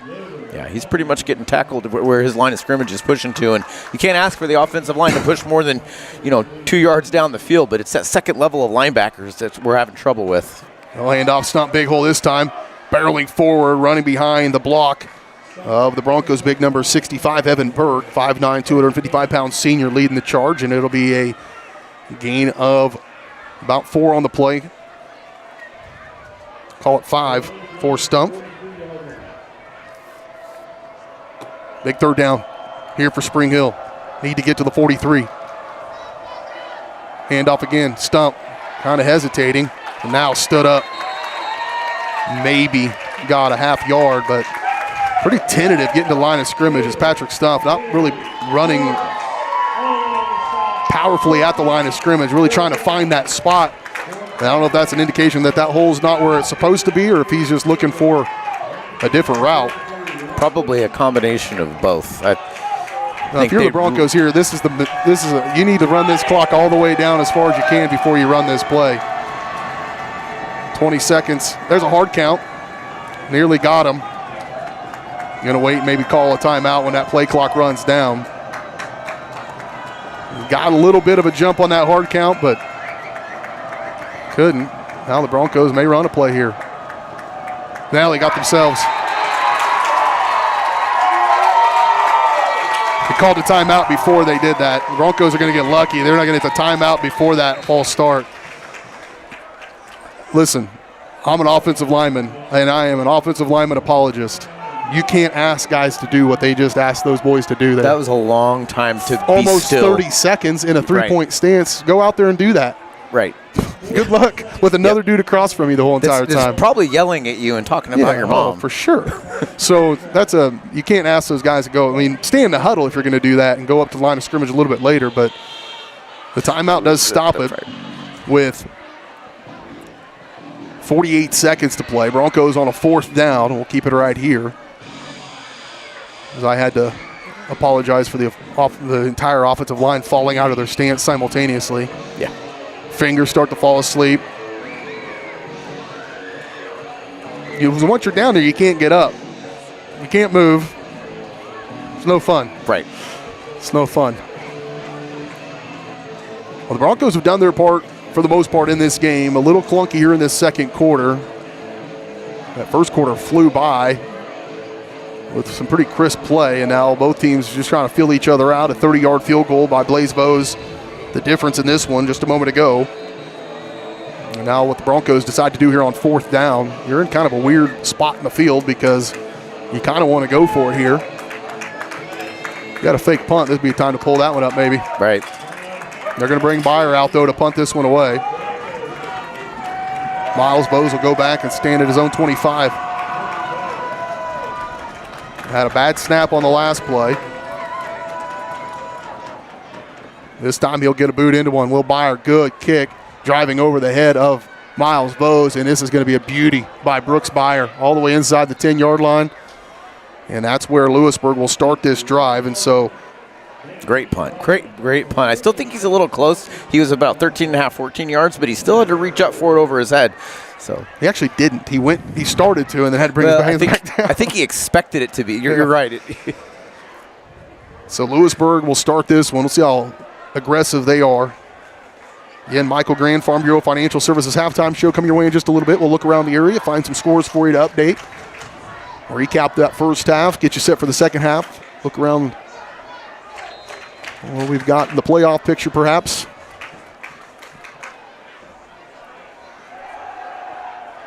They'll run it with Moore. Trying to pop one here and nearly do. Finally brought down for nothing. In fact, a loss on the play of about 2 yards.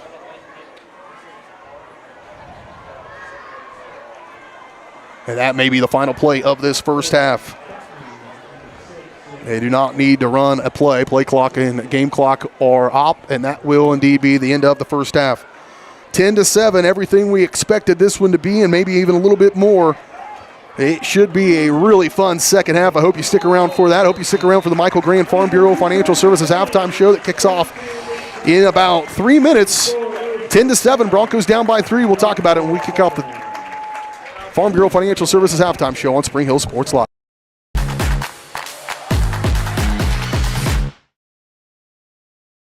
Michael Grant at Farm Bureau Financial Services is a proud supporter of Spring Hill and cheering on the Broncos. At Farm Bureau Financial Services, their #1 goal is to protect you and your family. Insurance is complicated and not one size fits all. Michael and his team take pride in the relationship they build with their client members. Let them work with you to customize a plan that protects your livelihood and your future. To learn more, call Michael Grant at Farm Bureau Financial Services 913-592-2336 or visit them at 117 South Main in Spring Hill. Spring Hill's hometown shop is J&T Auto Service. As a full-service repair shop, J&T Auto Service works on all makes and models. diesels, Europeans, they do it all. From combines to Corvettes. Visit J&T Auto Service for oil changes, tires, brakes, alignments, electrical diagnostics, and so much more. Small town, friendly service with high-tech tools and training. Schedule your service at J&T Auto Service. Call 913-592-6424. You can also visit jtautoinc.com. Make your brand soar with Skylark Printing in Spring Hill. Family owned and operated, Skylark Printing has been helping businesses rise above the noise for over 25 years. They use top-of-the-line commercial printing equipment and American-made materials to create premium quality products at competitive prices. Visit their website at skylarkprinting.com to explore sign and sticker options, read customer 5-star reviews, and reach out to let them help your business stand out from the rest. Skylark Printing, rise above the noise. Whether you're trying to make the most of the next harvest, navigating a changing business landscape, or planning for the next chapter in your life, the professionals at Prime Accounting Solutions are here to help. With 10 locations, Prime Accounting offers convenient, friendly accounting and tax services at a fair price. Payroll, bookkeeping, business planning, personal tax filing, and more. And now Prime is the place to go for insurance. Bronco fans can find us at 408 North Webster in Spring Hill or call 913-592-2050. To find a location near you, go to primeaccounting.net.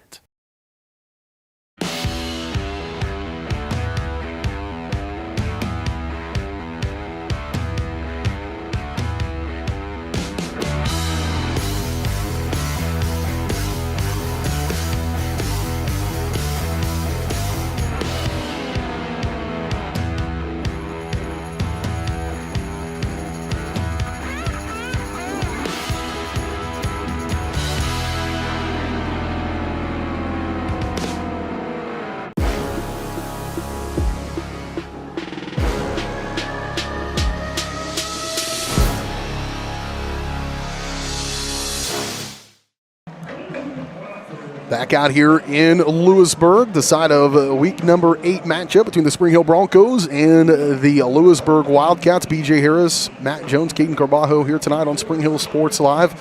10-7 your score here at the break. A 30-yard Blaze Vose field goal. The difference in this one. We'll roll through our eye on the game here in just a moment. We are in the midst of the Michael Grand Farm Bureau Financial Services halftime show here on Spring Hill Sports Live. Let's tell you how we got to where we are right now.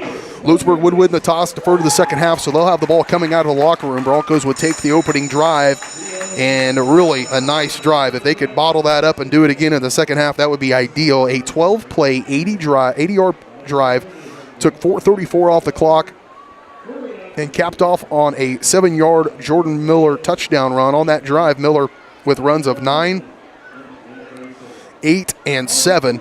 Including that 7-yard run, also a 32-yard pass completion to Mason Dodson that set them up for that 7-yard touchdown run. And so with 7:26 to play in the first quarter, Broncos led 7-0. Wildcats would take their opening drive. They would have very good field position as they would have a 39-yard kick all the way back and start their drive at the 50-yard line. So they would go 9 plays, 50 yards, take 4:35 off the clock, and cap it off on a 1-yard touchdown run by Ashton Moore. So with 2:37 to play in the first quarter, it was 7-7. Broncos would get it back, and they would put together another decent drive, march it down the field, but get behind the sticks on some penalties. And a pair of incomplete passes put them behind, and then ended up having to turn it over on downs. Came about 3 yards short of getting a first down after a 10-yard completion, 8-yard completion rather, to Hank Kachaver. But turned it over on downs, give it back to Lewisburg, and Lewisburg would take over at their own 29-yard line, but 3 plays later they would have the first punt of the game. Broncos would have good field position as they would start at their own 40-yard line with 9:45 to play, but one to forget about. Holding penalty in there as well, and put them behind the sticks, and then a mishandled punt by Brooks Byer. Ended up having to just fall on top of that one. He tried to run with it, goes down, turns the ball over on downs with 5:46 to play in the first half. Lewisburg would have it at the Spring Hill 35. It would take them 8 plays to try to punch it in from the 35 and still weren't able to do so. The Bronco defense really bent but didn't break. End up giving a 30-yard field goal to Blaze Vose with 2:37 to play in the first half, 10-7. Broncos would get it back with 2.5 to play and not really do much with it. They did run about 2 minutes off the clock, which helped limit what Lewisburg could do late in the half. They punted away. Lewisburg 1 play, a 2-yard loss by Ashton Moore. and that's how we ended up to where we are right now. The Broncos and the Wildcats here at halftime. 10-7 is your score. More on the Michael Grand Farm Bureau Financial Services halftime show when we return right after this on Spring Hill Sports Live.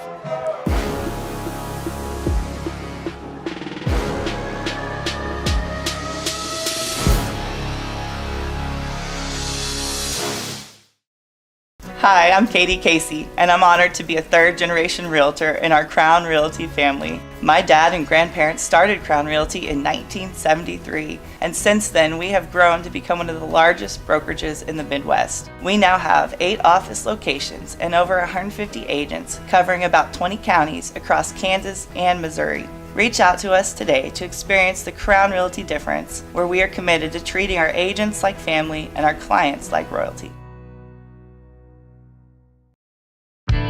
For 50 years, Elliott Group has been your local insurance partner. With 5 convenient locations, Elliott Group is big enough to offer the best carriers, but small enough to know your name and your insurance needs. Elliott Group is more than just insurance. They're a part of each community they serve, with a wide variety of insurance solutions to help your unique challenges. Elliott Group, where they're there for you today and for years to come. Visit them at any of their 5 locations or at ElliottInsuranceGroup.com.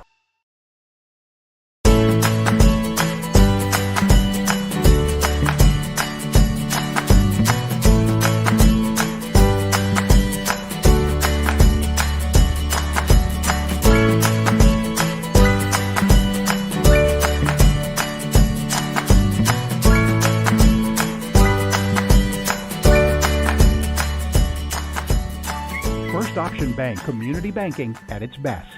Member FDIC, equal housing lender. What are you doing? You're supposed to be working on your schoolwork. Oh, well, it's raining, so we don't have internet. Not anymore. I just signed us up for Go Brawley.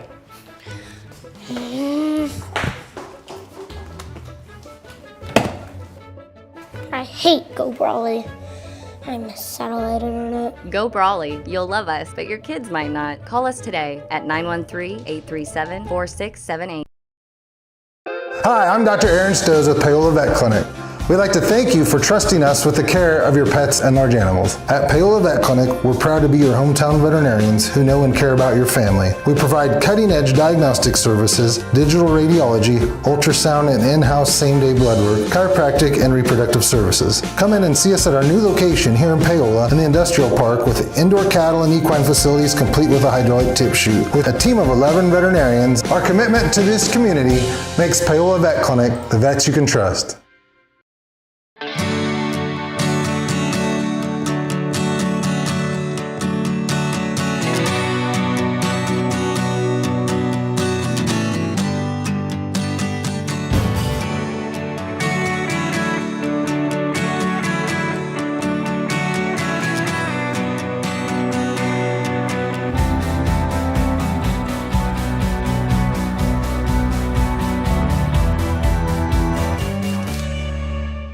Looking for a real estate team you can trust? Join Team Young Realty, your local family-owned experts in Spring Hill and beyond. Whether you're selling or buying, Team Young is here to make it easy. Looking to sell but don't have time or money to make it shine? Team Young will invest to make your home show-ready to get top value. And if you're looking to buy, Team Young is here to assist in every step. Team Young Realty, committed to bringing affordable housing to Spring Hill and the surrounding area. Call for a free, no-obligation consultation, 913-222-9843.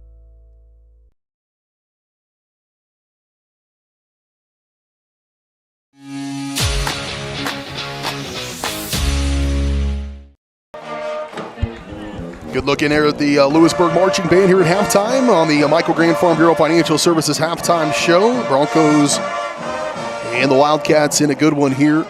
Current score 7-10. Broncos down by 3. A 30-yard Blazevos field goal. The difference in this one here at halftime. B.J. Harris, Matt Jones, Caden Carbajo at the break. We ran you through our halftime eye on the game.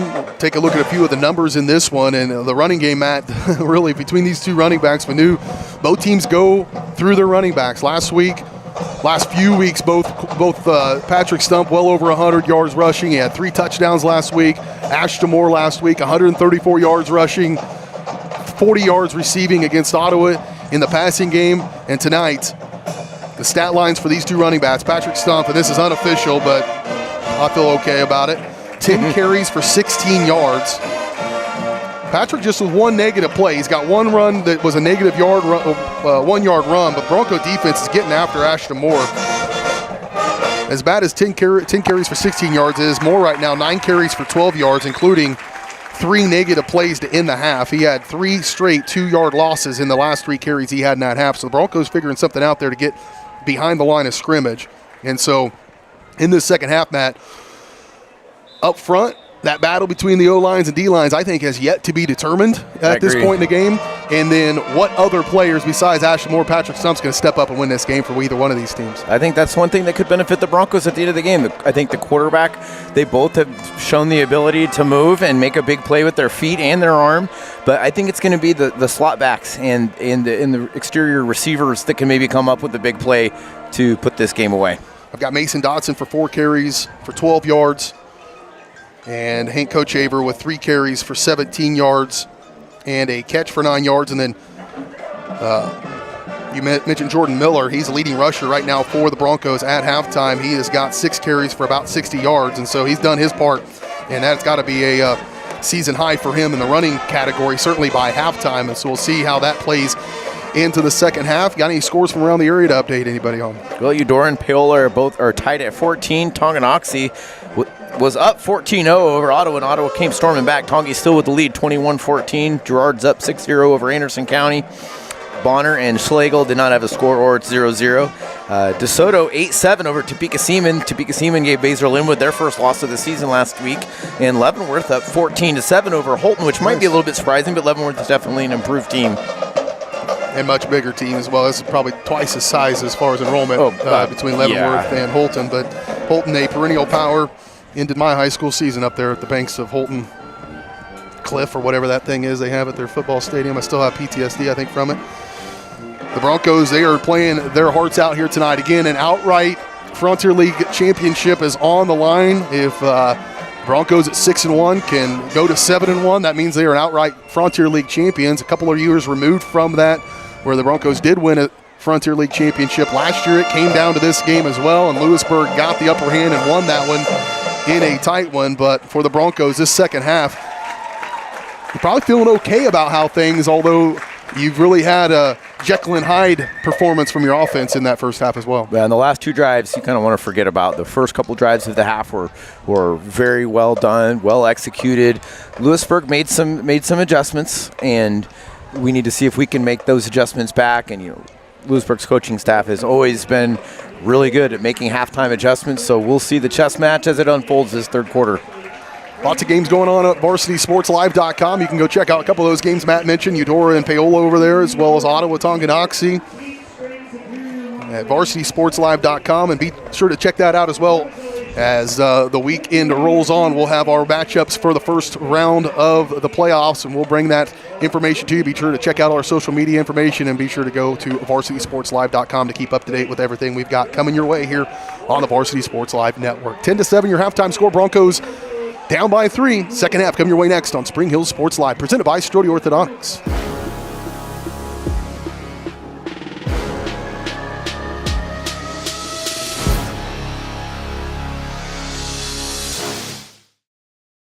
For more than 20 years, Gherkin Rental has been the place to go to get the job done in eastern Kansas and western Missouri. With a huge selection of quality equipment, from roll-offs to trailers, telehandlers to generators, power washers to popcorn makers. Experienced equipment professionals and clean, well-maintained tools to help you get the job done right the first time. Gherkin Rental. Stop by any of their 13 locations across the KC Metro or call 855-GHERKINS. That's 855-437-5367. At Olathe Health, we perform cutting-edge surgical procedures because changing lives with innovative care drives us, one patient at a time. Olathe Health. Advanced healthcare. Advancing lives. If you're off your game because of pain or injury, turn to Olathe Health, because orthopedics is our game. Joint repair and replacement, chronic conditions and injuries, hand surgery, sports medicine. Make an appointment today. A message from the Sonic Department of Research and Deliciousment. They say you can't put a price on fun, but at Sonic, fun is exactly $1.99 for your favorites like the quarter-pound double cheeseburger. So take that, they. The Fun 99 menu, always $1.99 each. A message from the Sonic Department of Research and Deliciousment. Did you know your new favorite burger has hand-smashed patties made to order, hot and melty cheese, and a tangy sauce? How rude of me. Let me introduce you. The all-new Sonic Smasher. Live free, eat Sonic.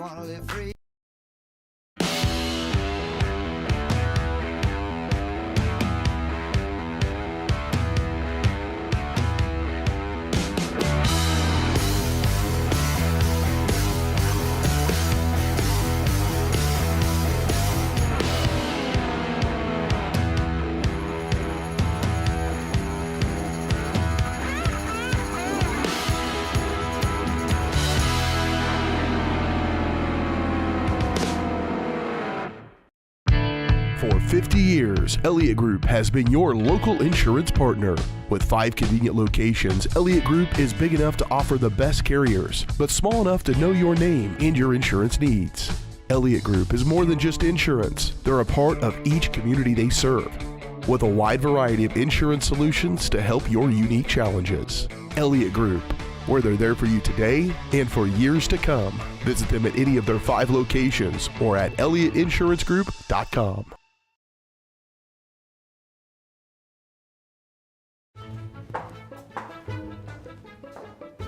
What are you doing? You're supposed to be working on your schoolwork. Oh, well, it's raining, so we don't have internet. Not anymore. I just signed us up for Go Brawley.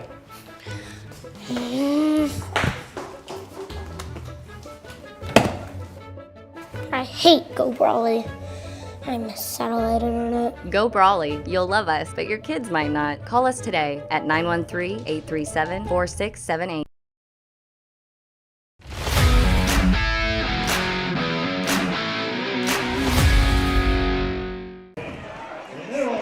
There's that fall foliage we were talking about in the background over there.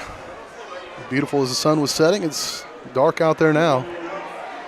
And it is bright here on the field at Lewisburg High School as we wrap up the Michael Grand Farm Bureau Financial Services halftime show. Get ready for second half of this one, the Broncos and the Wildcats. Again, Lewisburg, we talked about this in our open. They've got a lot to play for here. Obviously an outright state or outright Frontier League championship on the line here, but also a playoff situation that a win puts them in a first round easy to win game, likely against Bonner Springs. A loss would put them in a matchup against Bishop Miege, perhaps. Miege team that has got a less than stellar record this season. Not what we've seen from them in years past, but certainly they're going to be tough and not one you'd want to see in your opening round matchup. No. Second half kickoff, just like the first, brought to you by the Spring Hill Co-op. You'll see Spring Hill Co-op for all your fall fertilizer needs as well as household supplies. Ryan Jackson going to pooch this one up, try to keep it out, and a fair caught. Just shy of the 25. You'll take that. And if either team, likely. Caught by Daniel Aponte Soto. And so Lewisburg will start this drive at their own 24-yard line. Need to correct the DeSoto Seaman score because that does affect the Broncos. It's actually 28-7. It was listed incorrectly on the first app I used. So well, that's a big difference. 8-7 or 28-7. Got to trust your source. That's what I get for looking at 8-10 varsity. Yep. 2 wide receivers far side, 2 to the near side. First down and 10 from the 24-yard line. Sod, straight drop, looking downfield, lets it fly, throws it underneath, and trying to get it to Miles Bowes. Golston was coming down, Valerie in coverage as well, and airmailed that one a little bit over the top, incomplete. Brings up second down and 10. Yes, Sod had some time, but it was well covered by the Bronco defensive backs. Good crowd making the trip over here from Spring Hill. Good crowd on hand here on senior night for the Lewisburg Wildcats. Good crowd watching on Spring Hill Sports Live. A lot of eyeballs interested in the outcome of this game here. Sod, hard count. Nobody jumped. Brooks Beyer wanted to real bad. He did. Miles Bowes, the wide out to the near side. Watch the speedster. He's got Mikey Beck. That's a fun matchup there. Turn handoff Moore. Big head of steam, and Moore going to be up near the 30-yard line. It'll end up being a gain of about 5. Maybe a little more than 5 to bring up 3rd down and manageable here. That opens up the playbook for the Wildcat offense. We'll give him 6 officially. It brings up a 3rd down and 4. Big 3rd down early going to this one. A 3 and out here for the Broncos would be huge for their confidence. A chance to get the lead back. Sod calls for it. Hard count, nothing doing. Broncos more discipline there. Play clock at 10. Sod will go up under center. Shift Hovey. Toss sweep near side. Moore. Hit and brought down. He's going to be short of the 1st down, I think. But by just a little bit. This is going to be a tough decision for Coach Harding inside your own territory at the 34-yard line. But I bet he goes for it here. He's going to like his chances to get a 1st down with Ashton Moore in the backfield. I think your offensive line has played pretty well, and they're going to measure. This seems like such an antiquated way to measure a 1st down, jogging all the way across the field with all the technology we have. Since we have lasers now? Yes.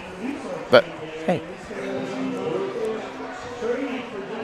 There's a guy, Mike Foster owns Laser Down, which if you've seen those LED screen, it's all radio frequencies, so there's no chain.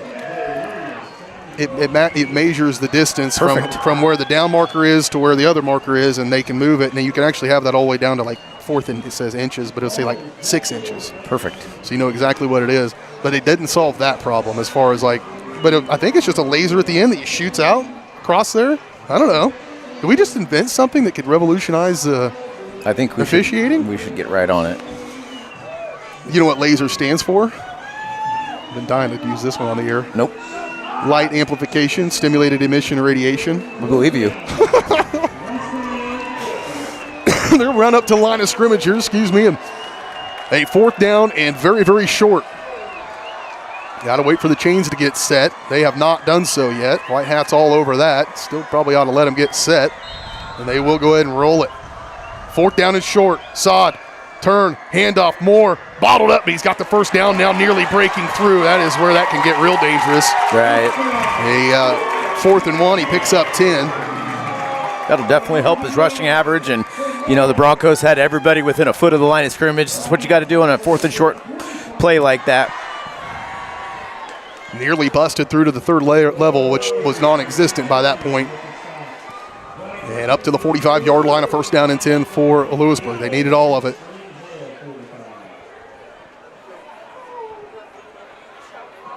Approaching the 10-minute mark, 3rd quarter. Opening drive of the 2nd half for the Lewisburg Wildcats. Sod in shotgun. Play action. Straight drop now flush. Cade Myers just out of his reach. He's going to draw another holding penalty as Cade. And Mikey Beck nearly in there to intercept that one. Does a good comeback for the receiver. And Beck did a great job covering him, smothered him. They're having a hard time with Cade Myers' athleticism on that edge. He's just too fast. And his motor, he's got a nose for the football, and he doesn't stop. He just is in attack mode every play. He drew his 2nd offensive holding penalty nearly in as many drives. He drew one on the last offensive drive by Lewisburg as well that probably led to that field goal attempt. So he's a tough matchup for a lineman because he's athletic and he's tall, lean, strong. Yeah, he'd have been a nightmare for me. I would not have liked to see that dude on the edge. I'd have cut him. Yep. 1st down and 20 now, all the way back to the 35-yard line. Sod, empty backfield, straight drop, gonna air one out, throws it up. Clayton Valerie coming up, and it's made. Miles Bose. A little bit too much cushion on the back end. You just gotta play a little bit tighter. A 29-yard completion to Miles Bose. Valerie saw that one, had plenty of time to make that break on the ball. He was trying to time it, but a 29-yard completion all the way up to the 36-yard line inside Bronco territory, and Wildcats are in business here with 9:36 to go, 3rd quarter. He knows how to get leverage, and he's significantly undersized, but I'd take him as a wide receiver any day. Straight drop, Sod, look, Moore on a wide out spot out here. He'll lower the boom and drag forward across the 30-yard line.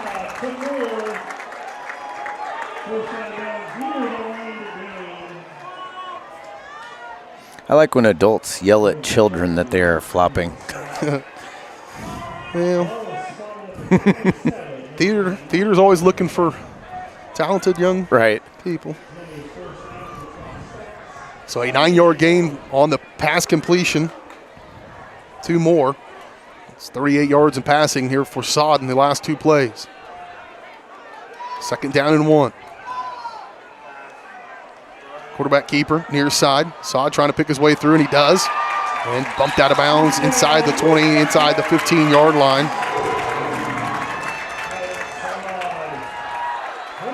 Sod doing a good job reading his blocks, kind of weaving through the Bronco defenders. Broncos back on their heels right now. Wildcats doing a good job mixing it up. All the way up to the 17-yard line. It's a gain of 14 on the carry for Sod. And now official timeout. For some reason. Talking to Blaine Sommer about something, perhaps.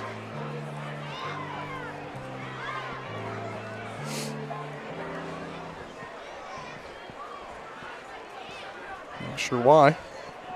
Make Blaine come out. Blood, maybe? So that will bring Logan Alexander in. Maybe equipment or...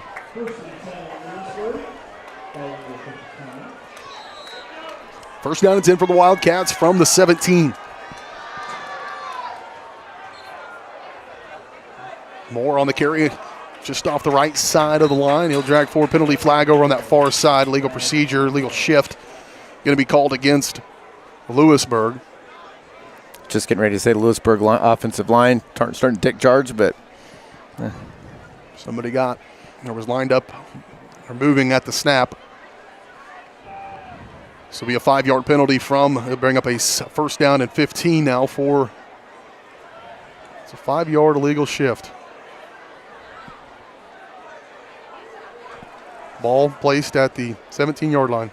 That was at the 17-yard line. Back to the 22.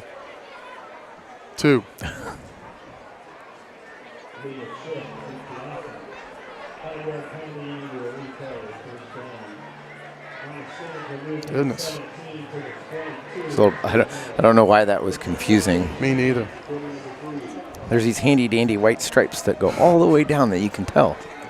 It's like a ruler. Somebody was really... A ruler? Yeah, but those the little tiny lines on the ruler I still don't completely understand. Well, that's because we can't see them. These are very noticeable.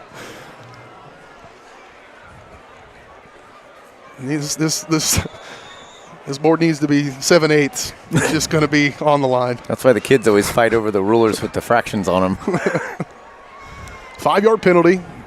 Took forever. Now here we go. 1st and 15. Play action, throw underneath from Bose, and he has got that position again. He is running really good routes. Excellent route, and the coverage was close, but when you're running a slant route like that, that would have been a post. Just taking that inside corner, it's hard to defend. A 19-yard gain. So nearly 50 yards in receiving on this drive for Miles Bose, and now they're knocking on the door, 1st and goal at the 3-yard line. On this opening drive of the second half for Lou, there's all kinds of motion around. There's still no penalty flag. Everybody was offsides. I think he'll take that play because he's going to say, I think more than 5 yards, and it's going to be a down as well. But there were at least 2 guys in motion at the snap, and he missed it. You know, that previous play call with the big post route, usually when that receiver is doing the shuffling motion, in the past, they've done a little counter play to the running back. That time, they faked it and ran that great pass route. It's a loss of 5 on the play, though, all the way back shy of the 9-yard line, or at the 9-yard line. Almost a loss of 6. So 2nd down and goal at the 9. Sod, option kick to Moore. And he will go out of bounds inside the 5. Did a pretty good job containing it. Moore just did a good job cutting up and getting those extra yards, lowering his shoulder. 5-yard gain. He got back a good chunk of the Negative play. Boy, another half stop here for the Broncos would be monumental, considering the way it's gone. This is now the 11th play of this drive that started at their own 24-yard line to begin the second half. 3rd down and goal for the 4-yard line.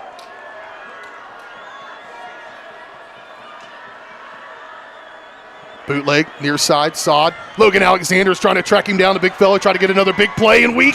And there's Clayton Valerie. Give one a half sack to 54. Yep. And Valerie coming up out of coverage to make the play and a loss of 5. Yeah, Logan Alexander and his motor, that is what set up that tackle for loss. And a 4th down. Not going to see it on the stat sheet, but that is a huge play right there. It will leave this a one-possession game no matter what happens here. Blaine Vose to kick a 26-yard field goal. Snaps back, holds down, kick is on the way, and it is good. So a pair of Blaine Vose field goals have put the Wildcats up by 6. Broncos will get the ball back when we return in 30 seconds. You're watching Spring Hill Sports Live.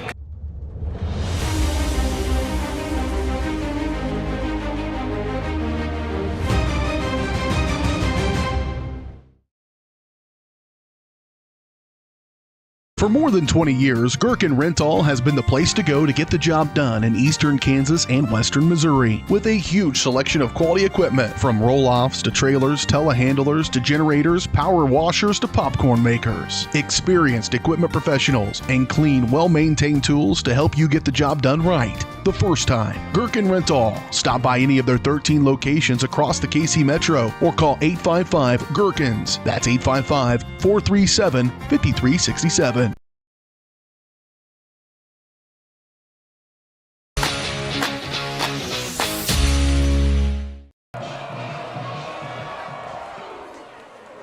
Low kick, going to be fielded.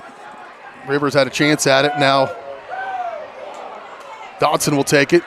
Waterbug will start to pick his way through there up to the 25, 26-yard line. That's where the Broncos will start this drive. It's a huge offensive drive. Again, Matt, we go back to the opening drive of the first half. If you can put that same drive together here, you've given your chance to be back in the lead. That's right. So see if the Broncos can settle down. And in that first drive, really mixed it up. And that's what they did. They had four different ball carriers, right, and then a rushing touchdown. In fact, Jordan Miller had nearly 20 yards of rushing on that opening drive as well. He had almost 60 yards at halftime from that quarterback spot for the Broncos. 7:01 to play in the third quarter.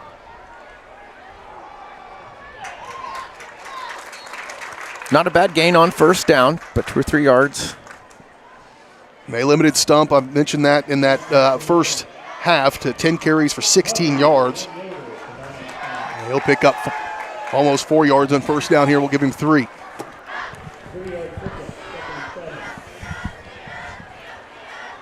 So 2nd down and 7 for the Broncos. Trip still far side. Kirkner lone man to the near side. Quarterback draw for Miller, trying to pick his way through. Jordan still on his feet, still picking his way through, really showing some skills to stay upright through all that trash, and ends up picking up about 9 yards on 2nd down and 7 and a first down for the Broncos. You can just see him bobbing and weaving and moving and cutting. Great effort by Jordan Miller to get the first down. He was really bottled up at the line of scrimmage or just beyond it. Picked his way and stayed on his feet. Good first down. Up to the 38-yard line for the Broncos. 6:09 to go, third quarter. Down by 6. Miller calls for it. Handoff, Stump. Good cut back against the grain. And another 3-yard gain on first down for Patrick Stump. That's maybe the second or third time somebody's just kind of snatched in and grabbed his ankles.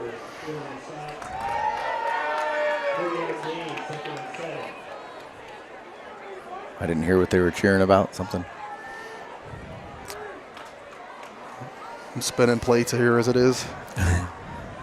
2nd down and 7 for the Broncos. Stump to the left of Jordan Miller. Hand it to him, near side. Miller, Stump trying to bounce outside, cuts back. Still able to get a little something positive. Looks like it was going to be pretty well played, and it was. Those big D linemen able to get out on the edge and make a play again. As big number 56, Braden Yoder, coming down there to make the play. It's a 3-yard gain, brings up 3rd down and 4 for the Broncos. Got to look for probably Dotson on that jet sweep or even Jordan Miller keeping it again. Huge 3rd down. Inside 5 minutes to go here, 3rd quarter. Dotson, there's that end around. He'll try to cut back up in there. Dotson trying to reach. He's got the 1st down. He's close to it. That 2nd effort when he first got caught up, he should have the 1st down. The line judge on the far side looks like he's ahead of the stick. And they'll finally come in and move it forward. He's going to have to move it forward. There's a depth perception or some kind of issue, be able to see where the one guy's got his foot and where he put the ball down. He's been a yard off all night long, right? A few feet. And that's a significant difference there because now it's a 1st down, a huge play for Dotson on that carry. He needed 4 and he got 5. And a play that Wildcats actually read fairly well. Dotson gave a great effort. Straight drop for Miller, now going to step up. Miller looks downfield, flips it over the top. He's got Dotson just over the top. A well-placed ball. A beauty by Jordan Miller. Flick that thing right over the top for 33 yards, and the Broncos are in business. And Miller showing the gamer that he is. Great, like you said, perfect flick right over the top. 39 yards rather, unofficially, for Dotson. The Broncos going to run it. Miller keep it. He's bottled up, brought down. Nothing doing on that far side. Hovey all over him. It's going to be a loss of 1 on the quarterback keeper. That's a textbook defensive end play. Kept his outside arm free. Made Miller make a decision. Big play to Dotson. Put him down here in field goal range. That starts to become a factor as well. We mentioned both teams with a pair of the better kickers in the area. You're thinking touchdown in the lead right now if you're the Broncos, though. 2nd down and 11. Miller, blitz coming. Right into it. Stump, though, ran through the blitz. And should have been a loss, and his strength there is able to roll that forward for a gain of 3.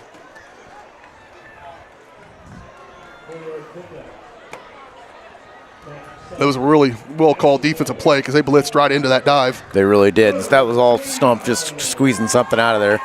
3rd down and 8. A long 7. Empty backfield. Throw it over the edge. Caught. Jackson. Ryan Jackson on the sideline right in front of the defender. A huge play.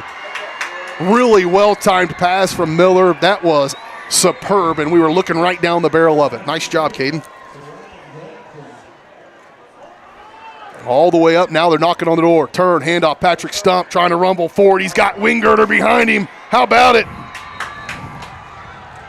Touchdown now for the Broncos. Late call. It was Evan Burke actually giving that push for Stump, and the Broncos are a kick away from taking the lead. And that throw by Miller, it was quick, it was decisive. I like the tempo that they're using right now. When he can make a quick decision, the Broncos are hard to beat. 3-yard touchdown plunge by Patrick Stump, and the PAT forthcoming from Ryan Jackson, who has one of the big catches of the night, perhaps of the season, and he's nearly perfect all year on PATs, and the Broncos lead it 14-13 here for a Frontier League championship. We're back at 30 seconds on Spring Hill Sports Live.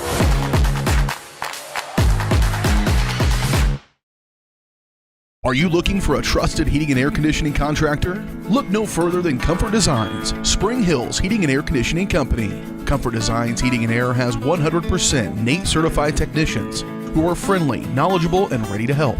They'll care for your home and complete the job with speed and precision. Locally owned and operated right here in Spring Hill for more than 20 years. Comfort Designs Heating and Air Conditioning. See all they have to offer at comfortdesigns.net or schedule your appointment at 913-592-4453.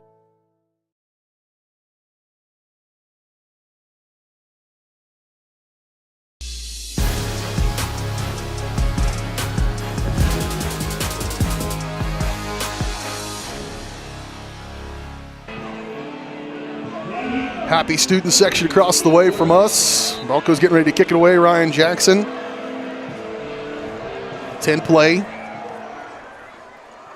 74-yard, 6-play, or here we go, 10-play, 74-yard drive. Took nearly 5 minutes off the clock, or just over 4.5 minutes off the clock, and punched in on a 3-yard touchdown run, overcame some behind the sticks a little bit there, some big plays, a 39-yard completion to Mason Dodson and a 11-yard completion to Ryan Jackson. Clutch. I would use the word clutch. Defense got a rest, too, because it wasn't a quick score, which is important. This is a big defensive drive here to break serve for the Broncos. Pair of field goals by Blaze Bose has made it the 1-point game here. Started to step up like he was going to pass. There's Blaine Sommer. Sacked in the backfield. Blaine Sommer comes in there to make the play. Saw it looked like he was going to run, then step back, and Sommer wasn't affected by either. Yeah, I'm not sure if that was called, if that was the play where he was going to try to fake and throw it over the top and realize there was nobody open, but Sommer did a great job corralling him.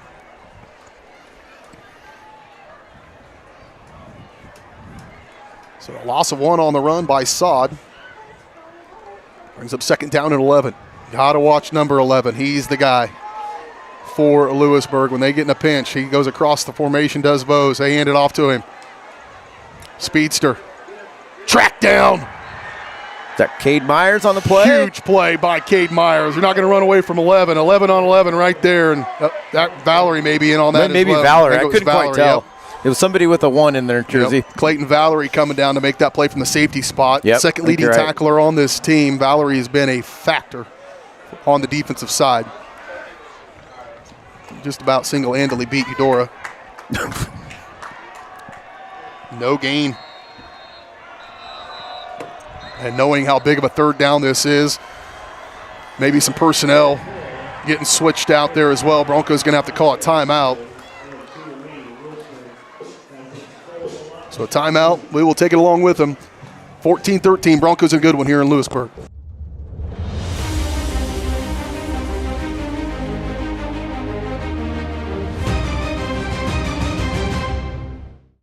A message from the Sonic Department of Research and Deliciousment. They say you can't put a price on fun, but at Sonic, fun is exactly $1.99 for your favorites like the quarter-pound double cheeseburger. So take that, The Fun 99 menu, always $1.99 each.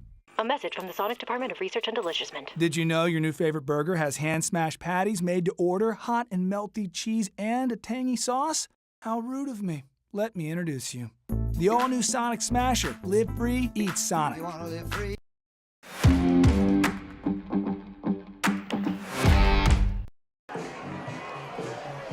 Third down and a long 11 here for the Lewisburg Wildcats. Ashton Moore standing behind Alexander Sod. 2 wide receivers near side. Sod rolling out. Rolling, flushed. Pressure starts to come, lets it fly, throws it deep. He wants Miles Bose, incomplete. You were looking at 7. 7 was wide open. Reed McCaskill. But Sod was running. I mean, he when you're running for your life like that, you only have so many seconds to make a quick decision. You try to do the best you can. Huge drive for the Bronco defense. And they will force a punt and get the ball back to their offense, a chance to take a full score lead.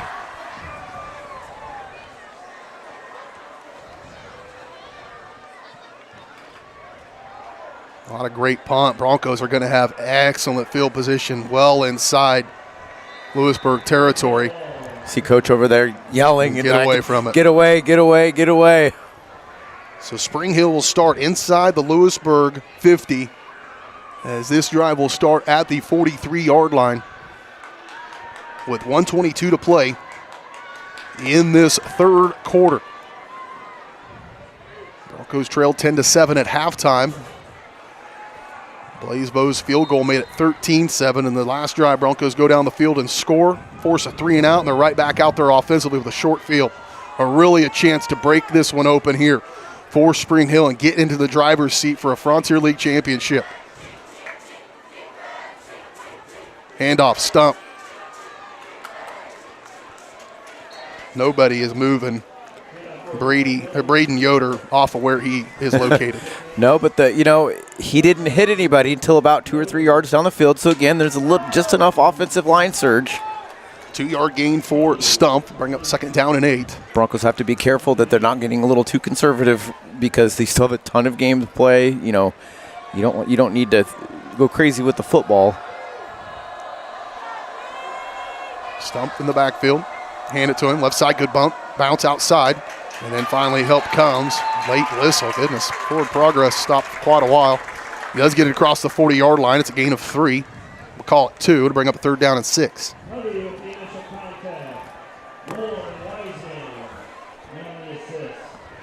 That could be the final play of the 3rd quarter. Broncos don't really have a reason to snap it again here and take this thing to the final stanza. Looks like that's what they're going to do. Broncos are going to let this time run out.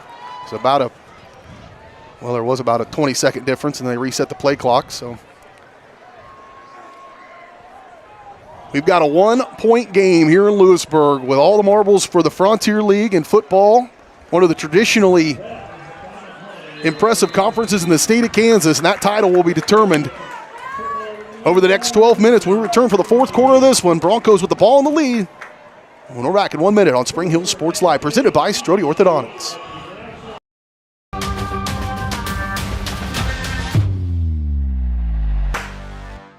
Hi, I'm Dr. Aaron Stoes with Paola Vet Clinic. We'd like to thank you for trusting us with the care of your pets and large animals. At Paola Vet Clinic, we're proud to be your hometown veterinarians who know and care about your family. We provide cutting-edge diagnostic services, digital radiology, ultrasound, and in-house same-day blood work, chiropractic, and reproductive services. Come in and see us at our new location here in Paola in the Industrial Park with indoor cattle and equine facilities complete with a hydraulic tip chute. With a team of 11 veterinarians, our commitment to this community makes Paola Vet Clinic the vets you can trust. Looking for a real estate team you can trust? Join Team Young Realty, your local family-owned experts in Spring Hill and beyond. Whether you're selling or buying, Team Young is here to make it easy. Looking to sell but don't have time or money to make it shine? Team Young will invest to make your home show-ready to get top value. And if you're looking to buy, Team Young is here to assist at every step. Team Young Realty, committed to bringing affordable housing to Spring Hill and the surrounding area. Call for a quickly back out of that 3rd quarter break. Miller going to try to keep it on the quarterback keeper. Does bounce outside. Now looking for a 1st down. He's not going to get there, but he will pick up about 3 or 4 yards. We'll call it 4 on a 3rd down and 6, and now a big 4th down here for the Broncos. That was read really well by the Lewisburg defense. You kind of felt that out and felt like they knew that it was coming. And I think the Broncos are going to go for this. Their defense has been playing well. They give him about 3 on that carry, so it brings up a 4th down and 3. Watch that hard count. His clap game, right, Caden? Yep.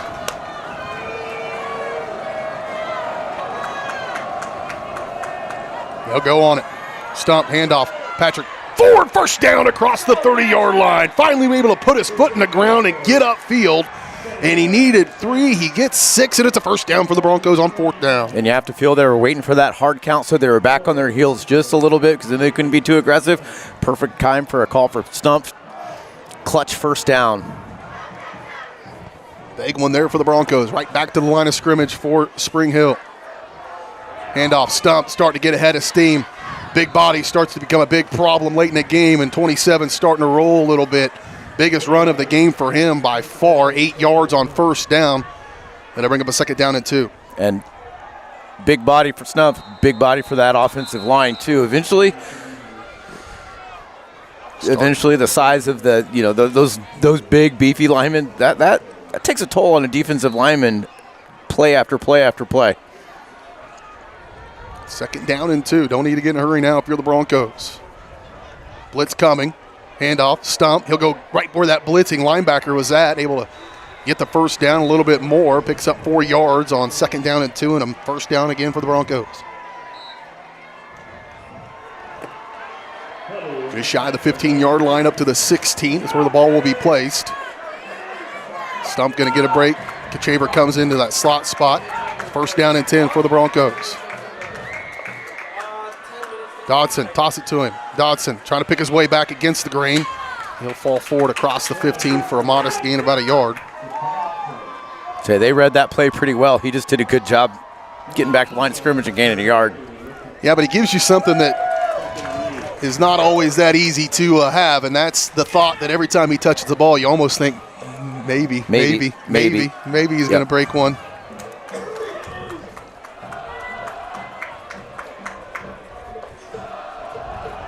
Second down and 9. Long 8. Got to think they're looking quarterback run game here. Yep. Whoa. False start. Might be best. Looks like 25 had Miller in his sights for a demolition. Somebody on that far side, wide receiver, I think, jumped off sides. False start. Broncos had excellent field position after the poor punt by Lewisburg. This drive started at the Lewisburg 43, so I haven't covered a ton of ground, but this will be the 8th play of this drive.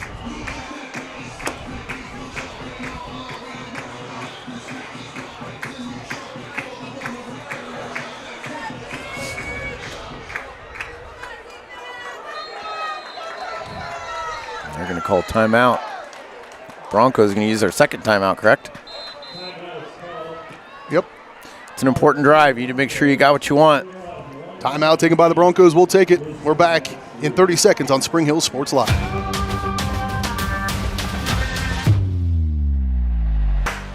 Here at Strode Orthodontics, we are a single doctor practice, which means that I am the only orthodontist here in the practice. I will be the one guiding you through your care journey. With our experienced staff, your appointments will be more efficient and more comfortable. We love treating kids as well as adults. We want you to be happy with your experience during orthodontic treatment as well as your smile at the end. I love when patients tell me that their smile has improved their confidence and their quality of life, because a smile is for a lifetime.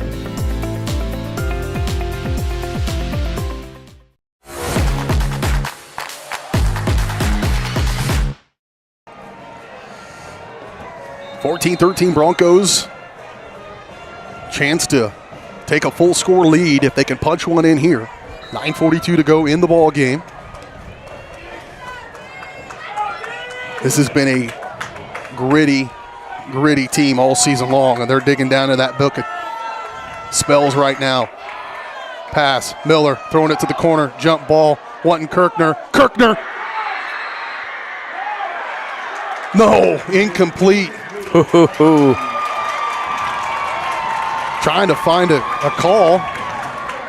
Yeah, the whole stadium was like, well.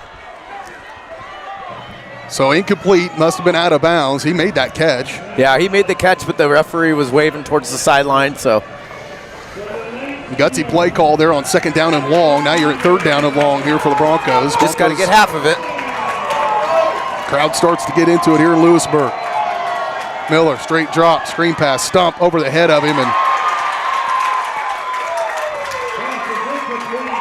incomplete. Stops the clock with 9.5 to play, and a big field goal attempt forthcoming. Bronco defense has done their part tonight. They've limited Lewisburg to just one touchdown and then 2 field goals. And so a field goal certainly could win this thing, and this may be the game winner. Still plenty of football yet to play. It's going to be a 36-yard, nearly 37-yard attempt.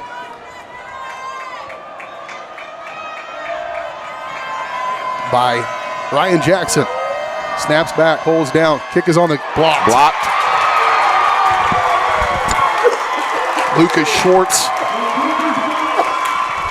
for Lewisburg got a hand on that one. Big play for the Wildcats. Again, that one started, Broncos had that ball at the Lewisburg 43 to begin that drive and come up empty-handed with 9.5 to play. Also started with 1:22 to go in the third quarter. You know, we went away from Patrick Stump a little bit. He was starting to get heated up. Kind of went away from him a little bit, and then once we threw that deep ball, it kind of set us back on the sticks a little bit, and the penalty didn't help either. So Lewisburg will start this drive at their own 20-yard line with 9.5 to play in the ball game. Handoffs. Cohen Shuckman up underneath along with Henry for Spring Hill. Maybe a yard and a half.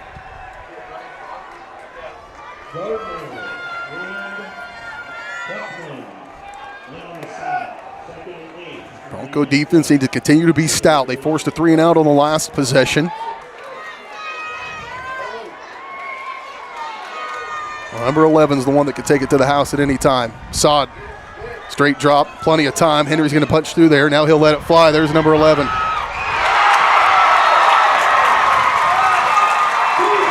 Sometimes I hate when I'm right. Yeah. And Golston just got outran. Didn't turn his hips quite enough when Vose was angling across the field. Got to be able to turn those hips fast, throw those shoulders. 41-yard completion to Miles Vose out of their deep territory and now in business here inside the 40, inside Bronco territory. 8.5 to go in this one. Big play's been an Achilles heel of the Broncos this season.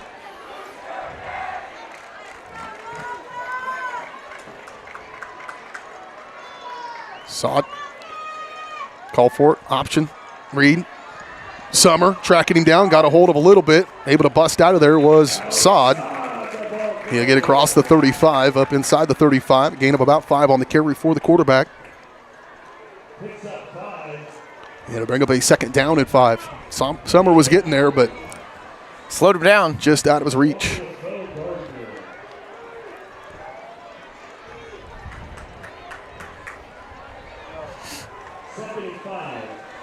We knew we were going to get a good one. They are delivering.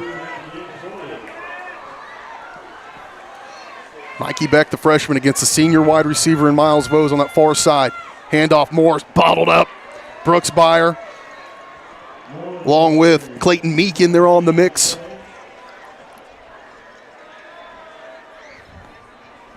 No gain on the play, brings up third down and 5. Big third down for the Bronco defense. Watch the quarterback keeper, Vose.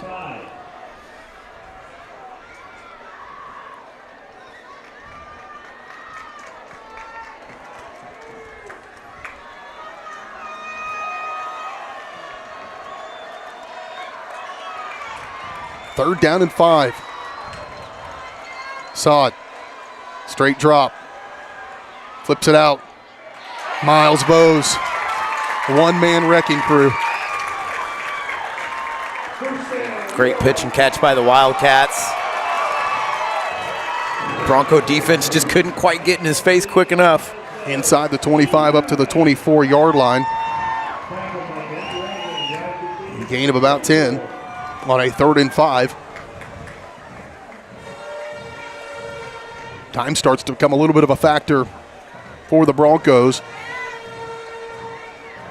You're inside Blaze Vose kicking range at this point, I would say. Option, pitched, Moore.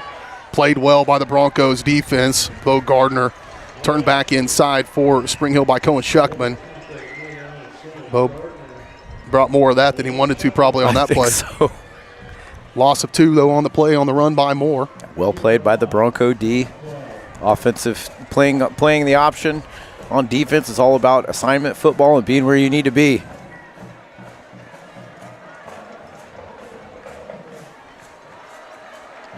Second down and 11.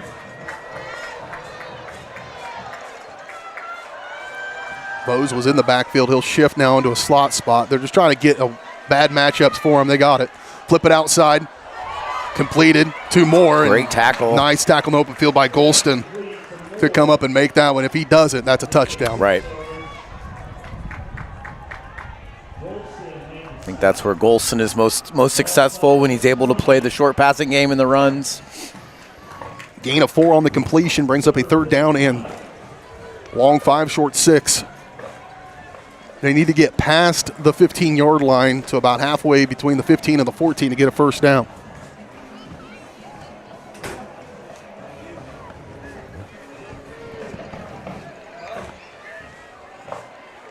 They'd be looking at about a 30, near 40-yard field goal here at this point.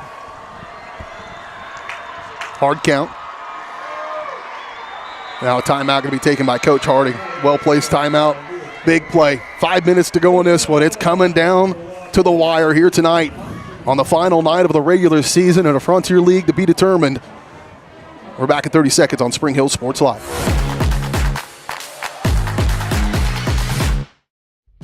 The the industry's most advanced equipment and training, state-of-the-art diagnostic tools, and the small-town friendly service you expect. That's J&T Auto Service in Spring Hill. Eliminate the veil of uncertainty with J&T Auto's digital diagnostic process. This unique service ensures transparency, clear communication, and documentation, allowing for a quick and complete repair. To learn more or to schedule an appointment, call 913-592-6424. You can also visit jtautoinc.com.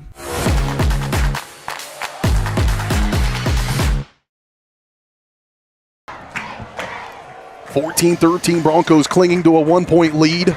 5 minutes to go in the ball game.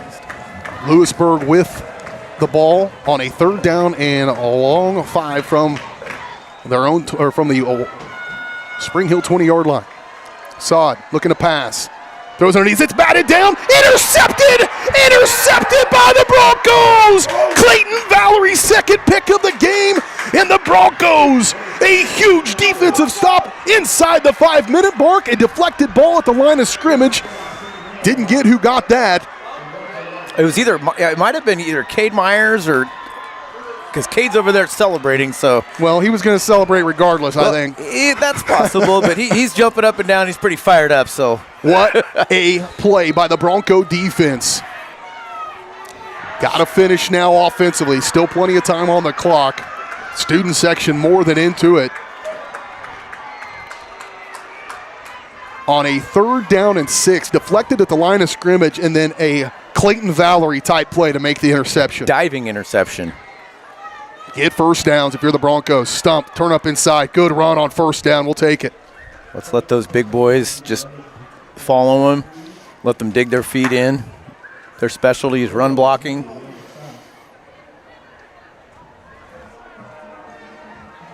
So Broncos starting this drive. Picking up 2 yards for Stump. He was well below a yard average, or below a 2-yard average in the first half. I think he's improved on that a little bit, but those 2 3-yard chunks have been enough to keep the chains moving on that last drive a little bit until it stalled out. Yeah, and they kind of went away from him and at the end of that sequence. Step the big fella up there. 5 seconds on play clock. Dodson, toss it to him. Dodson, great block. Trying to pick his way through. Now bounce outside. Now spun down. Boy, maybe a little too much dancing. He should have stayed probably on that first path that he had charted, but it did start to close up on him. Able to fight forward for a gain of about 3 to bring up a 3rd down and 5. Yeah, you can't blame a guy for making a play. Broncos just need a few more first downs. Got to watch out for the Jordan Miller quarterback keeper here. If they can fake it to Stump, have him roll around, let him use his speed. Broncos with just 1 timeout. Lewisburg with 2. Play clock at 13. There it is. Draw. Miller fighting forward. First down across the 30-yard line.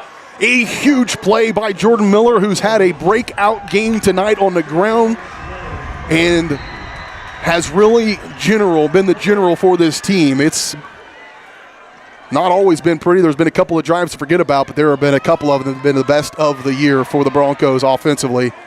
And Jordan Miller, perhaps here in his first year as a starting quarterback, coming into his own on the biggest night of the season so far. Well, I just love the decision making. He's deciding and he's pulling the trigger and he's going. So they'll run this clock down. Lewisburg likely to hold on to these timeouts in the event they get the ball back. Stump trying to bounce outside, breaks out a 1-arm tackle, still rolling forward, nearly makes a huge play there. It's big enough as Stump keeping those legs moving forward. He's got a gain of 7 on 1st down. That effort there was a small hole, but that extra effort to make 2nd down manageable, just running those S-curves through the 2nd level into the 3rd. Call it 8 on 1st down. Now you really are in the driver's seat on this play. They can run this inside the 2-minute mark now with the play clock. No stoppage at 2 minutes, so that's a benefit of this situation in high school football. Blitz coming. Miller runs by it, breaks out of the blitzing linebacker, stays on his feet, hit the B button and picked up the 1st down to Jordan Miller. Pressure was coming into him, but Miller able to pick up the first down. A gain of about 5. And moves the chains. This is going to be able to run this thing down inside the 1 minute mark on this drive. And so things are starting to get a little bit hairy for the Lewisburg Wildcats. 14-13, timeout taken by Lewisburg. They've got 1 remaining. We'll keep it right here. Again, be sure to keep up on our varsitysportslive.com. Go there. We'll have all the postseason games posted as soon as we know what those matchups will be next week.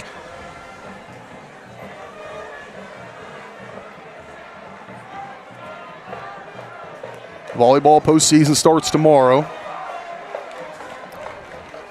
So you got to think they're going to probably keep the ball in one of 2 people's hands. Maybe Dotson on a little jet sweep just to keep the Lewisburg defense honest. But you got to think Miller and Stump are going to be leading the charge. Just need a couple more, maybe just 1 more first down. We'll ice this thing with Lewisburg. They're going to have to use 1 more timeout, but I think the Broncos are a first down away from being able to get out of here. Clayton Valerie. United States Marine Corps is going to get him. I'm glad we got him now.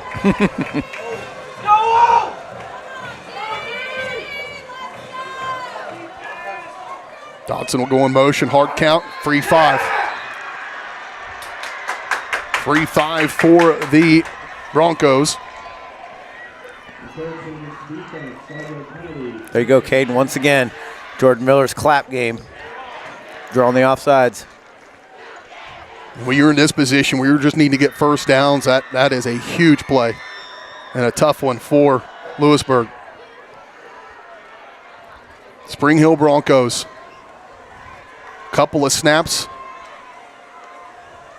Miller, try to run that option. Stay inside, buddy. Stay in bounds. Lewisburg did a good job of running him out, but definitely that's one where you'd go ahead and slide, cut back in, hit the ground. He does get the first down, I believe. We'll see where that spot's at. Still don't. No, I don't think. I don't know if he's got the spot, but going out of bounds was a tough one. But here on a second down, certainly second down and 1. You see college and NFL players though that get out of bounds, and when they shouldn't. Yeah. So that's tough. Yeah, all your instinct is saying run away from the guys that are trying to hit you. Right. Turn, handoff, Patrick Stump, drops the shoulder. First down, that's what they needed right there across the 45 for Patrick Stump. And the Wildcats will take their final timeout, but it may be too little, too late. 1:40 to go in this one. Are the Broncos Frontier League champions? We'll find out when we come back right after this on Spring Hill Sports Live. Live remarkably at Colonial Oaks Spring Hill. The caring, loving, and qualified staff of professionals at Colonial Oaks offers your loved ones the care they need with the compassion they deserve. With a wide range of services, Colonial Oaks can meet a variety of needs, including with their Rhythm of the Day Memory Care program or on-site therapy with Empower Me Wellness. Residents enjoy 3 delicious restaurant-style meals daily, all with the support of the Colonial Oaks team. Learn more at colonialoaks.com.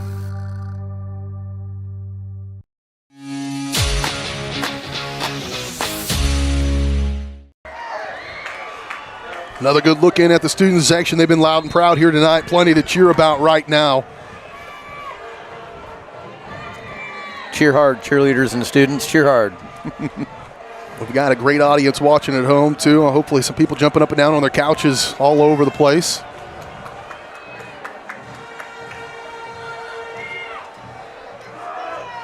Ran into the matriarch of the Wingirter family and said we got pretty good audience watching the O-line out west a little bit. So thanks for watching all those folks. They were in town last week for the senior night activities, but watch it on TV.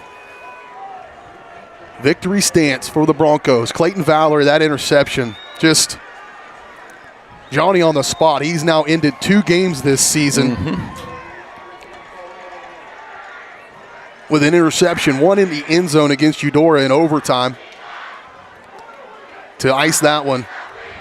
Or to send it to overtime, I think. I have to think about that game now. That's been so long ago.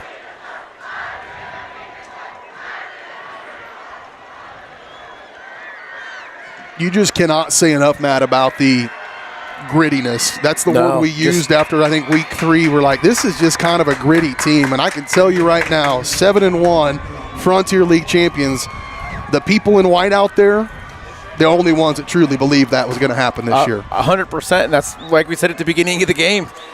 Riley said, she goes, the boys, they think they're going to win. They believe in themselves. And you know what? At the end of the day, that's all that matters. That's right. You got to execute, too, and they were able to do that when they had those opportunities in this one. But the Spring Hill Broncos, with that kneel down right there, are your 2025, what year is it? 2024 Frontier League champions, and they just knocked off the #1 team in Class 4A. The Spring Hill Broncos on the road tonight. Snake bite the Wildcats, and they will take a 7-1 record into the playoffs. They will be sitting in a high seed in Class 5A with a chance to maybe host a couple of first-round games. This is a monumental win for Coach Jason Feeback, his staff, and the Spring Hill Broncos to come into this situation against a longtime rival that has had their number over the history, and perhaps tonight the first of many where the Broncos have the upper hand. 14-13 final score. The Broncos are the Frontier League champions. You've watched it here on Spring Hill Sports Live. Plenty to talk about on the Team Young Realty postgame show, and we kick that off in 2 minutes on Spring Hill Sports Live.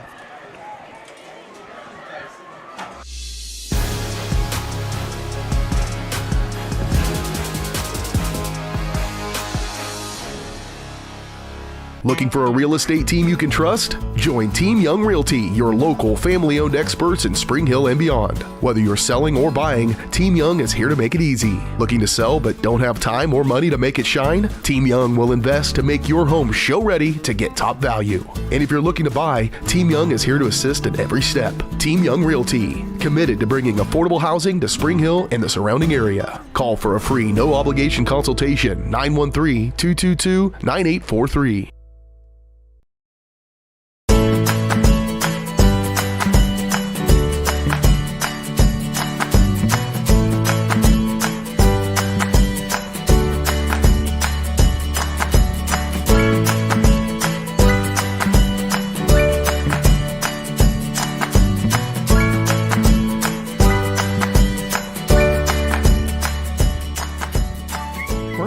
Bank community banking at its best.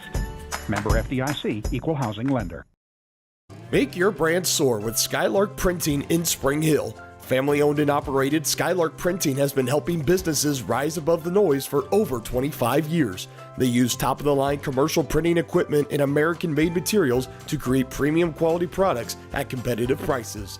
Visit their website at skylarkprinting.com to explore sign and sticker options, read customer 5-star reviews, and reach out to let them help your business stand out from the rest. Skylark Printing, rise above the noise. For 50 years, Elliott Group has been your local insurance partner. With 5 convenient locations, Elliott Group is big enough to offer the best carriers, but small enough to know your name and your insurance needs.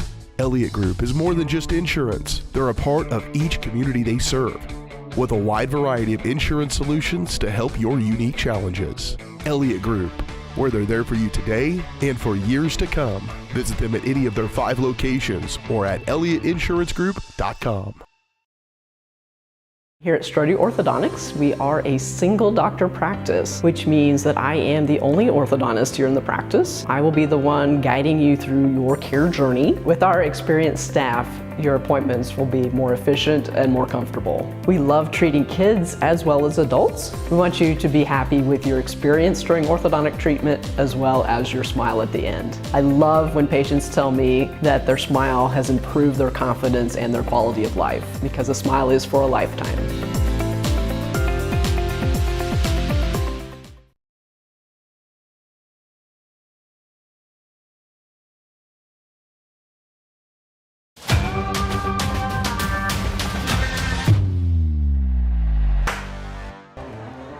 Back out here as we wrap things up. We kick off the Team Young Realty postgame show here on Spring Hill Sports Live. BJ Harris, Matt Jones, Caden Carbajo. Team Young, when it comes to real estate needs in Spring Hill, join a winning team, Team Young Realty, committed to bringing affordable housing options to Spring Hill. They're just doing it a little bit different. Be sure to call them for a no-obligation consultation, 913-222-9843, a winning team for Spring Hill, Team Young Realty. Let's take a look back at this ball game, how we got to where we are. Broncos would lose the opening toss. They would have to take the ball to begin things, but man, what a drive. Their opening drive, 12 plays, 80 yards, took 4.5 off the clock, punched in by a 7-yard touchdown run by Jordan Miller. Mark that, because the legs of Jordan Miller were a factor in this one. Did it with his arms as well. A real coming out party for the junior quarterback. 7:26 to play first quarter. Broncos led at 7-0. Lewisburg, they would take their opening drive as well. 9 plays, 50 yards, 4.5 off the clock. 1-yard touchdown run by Ashton Moore. 2:37 to play in the first quarter at 7-7. Broncos, another good long drive, but turn it over on downs. The defense starts to really be tough, and the defense was tough all night. Limited Lewisburg to just 1 touchdown, that one I just mentioned, and a pair of field goals. That was it. A punt right there. Broncos get it back at their own 40-yard line. Real tough drive that went worse whenever a punt was called back, and then on the second attempt it went over the punter's head, and Lewisburg had a really short field. But again, that Bronco defense, Lewisburg started that drive at the 35-yard line, and of the Spring Hill 35-yard line with 5:46 to play in the first half. The Broncos kept them out of the goal and forced a 30-yard Blaze Bowes field goal. So with 2:37 to play in the first half, it's 10-7. Broncos get it back to punt, and then Lewisburg one play go to halftime. We come out of the locker room, and Lewisburg, they started throwing 24-yard line. Their opening drive of the second half, they go 12 plays, 76 yards, capped off, though, on a 26-yard field goal by Blaze Bowes. The defense really bent but didn't break. And at that point, 7:10 to play, third quarter, 13-7. Broncos get it back, answer right back. Huge plays, a 39-yard completion to Mason Dodson, who, as a freshman, is a bigger factor than you would ever expect a freshman to be for a team that just won the conference title. And then a 11-yard pass completion down inside the 5-yard line to Ryan Jackson on the sideline. That was probably the play of the game at the moment that it happened. And then a 3-yard plunge by Patrick Stumpf with 2:44 to play in the third quarter makes it 14-13. That's where we ended it. You want to talk about a rock'em sock'em, hold on to your hat fourth quarter. Broncos had a chance to extend their lead, but a blocked field goal with 9:30 to play in the ball game left it at 14-13. Lewisburg gets it back with 9.5 to play. They run almost 5 minutes off the clock, but a tipped pass at the line of scrimmage and a Clayton Valerie interception with 4:50 to play in the ball game. Broncos get it back. Lewisburg never touches it again. Just an incredible game by the Broncos as they end up winning this one 14-13. They move to 7-1. Lewisburg drops to 7-1, and Spring Hill Frontier League champions. We talked in our opening. You talked about your keys to the game. Your keys probably stuck pretty good, I think. Yeah. The outside was where they had to get the ball to move up. But then finally in the fourth quarter, Patrick Stumpf, I mean, the Broncos, we talked last week about Spring Hill knows who they are. Correct. That showed up about as good tonight as it could have, because they did the things that they know they can do to win a ball game against one of the best teams in the state of Kansas. Yeah, they stuck to their game plan. That was what was so impressive. It's so easy to start to get a little nervous. You get behind, you're playing a really good team. They stuck to the game plan. I think the coaches did a fantastic job of, taking what Lewisburg was giving them and exploiting some of Lewisburg's weaknesses and just sticking to who you are.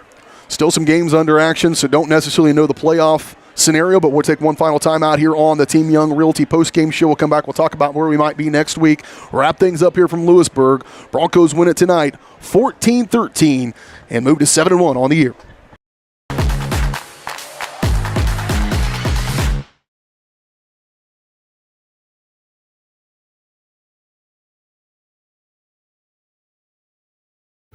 There's the push. And it is a touchdown, Lewisburg. I'm so sick of this. I saw a Go Brawley truck in front of Bob's. Go Brawley. No buffering allowed. Visit gobrawley.com today. Yes! Yes! You two really need to get Go Brawley. Whether you're trying to make the most of the next harvest, navigating a changing business landscape, or planning for the next chapter in your life, The professionals at Prime Accounting Solutions are here to help. With 10 locations, Prime Accounting offers convenient, friendly accounting and tax services at a fair price. Payroll, bookkeeping, business planning, personal tax filing, and more. And now Prime is the place to go for insurance. Bronco fans can find us at 408 North Webster in Spring Hill or call 913-592-2015. To find a location near you, go to primeaccounting.net. Hi, I'm Katie Casey, and I'm honored to be a third-generation realtor in our Crown Realty family. My dad and grandparents started Crown Realty in 1973, and since then we have grown to become one of the largest brokerages in the Midwest. We now have 8 office locations and over 150 agents covering about 20 counties across Kansas and Missouri. Reach out to us today to experience the Crown Realty difference, where we are committed to treating our agents like family and our clients like royalty. A message from the Sonic Department of Research and Deliciousment. Did you know your new favorite burger has hand-smashed patties made to order, hot and melty cheese, and a tangy sauce? How rude of me. Let me introduce you. The all-new Sonic Smasher. Live free, eat Sonic. You want to live free?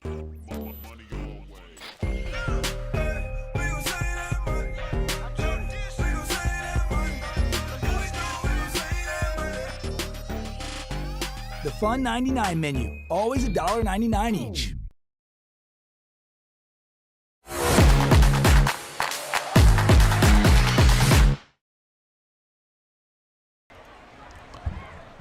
Much rejoicing over there with the guys in white and purple.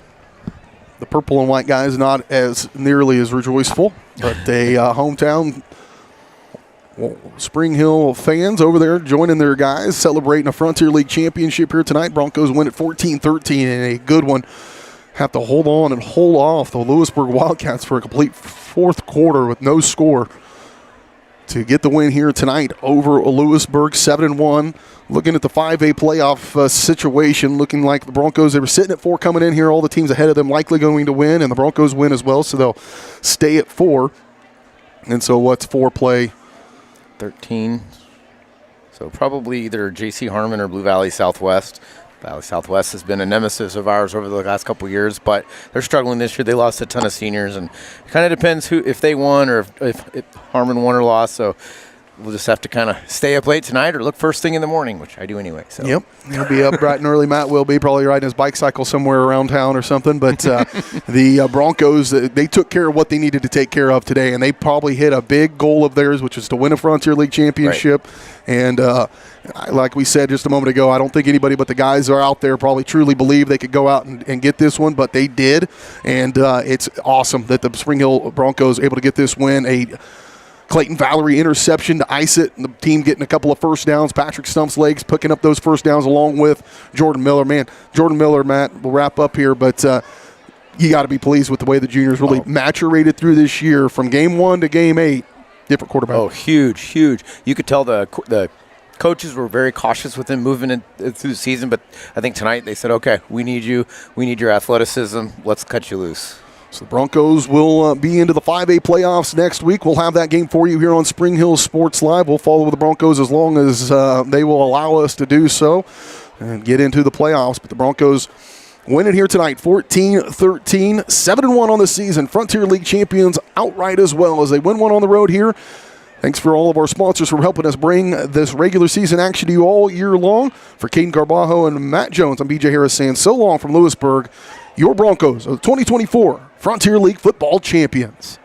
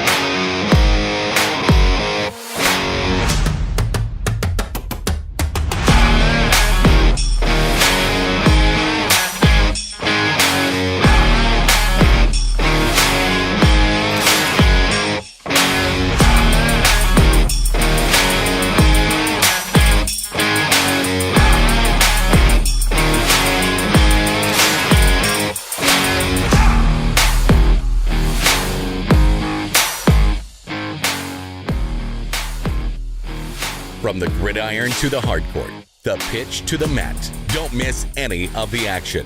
We're there with live, local sports coverage at VarsitySportsLive.com.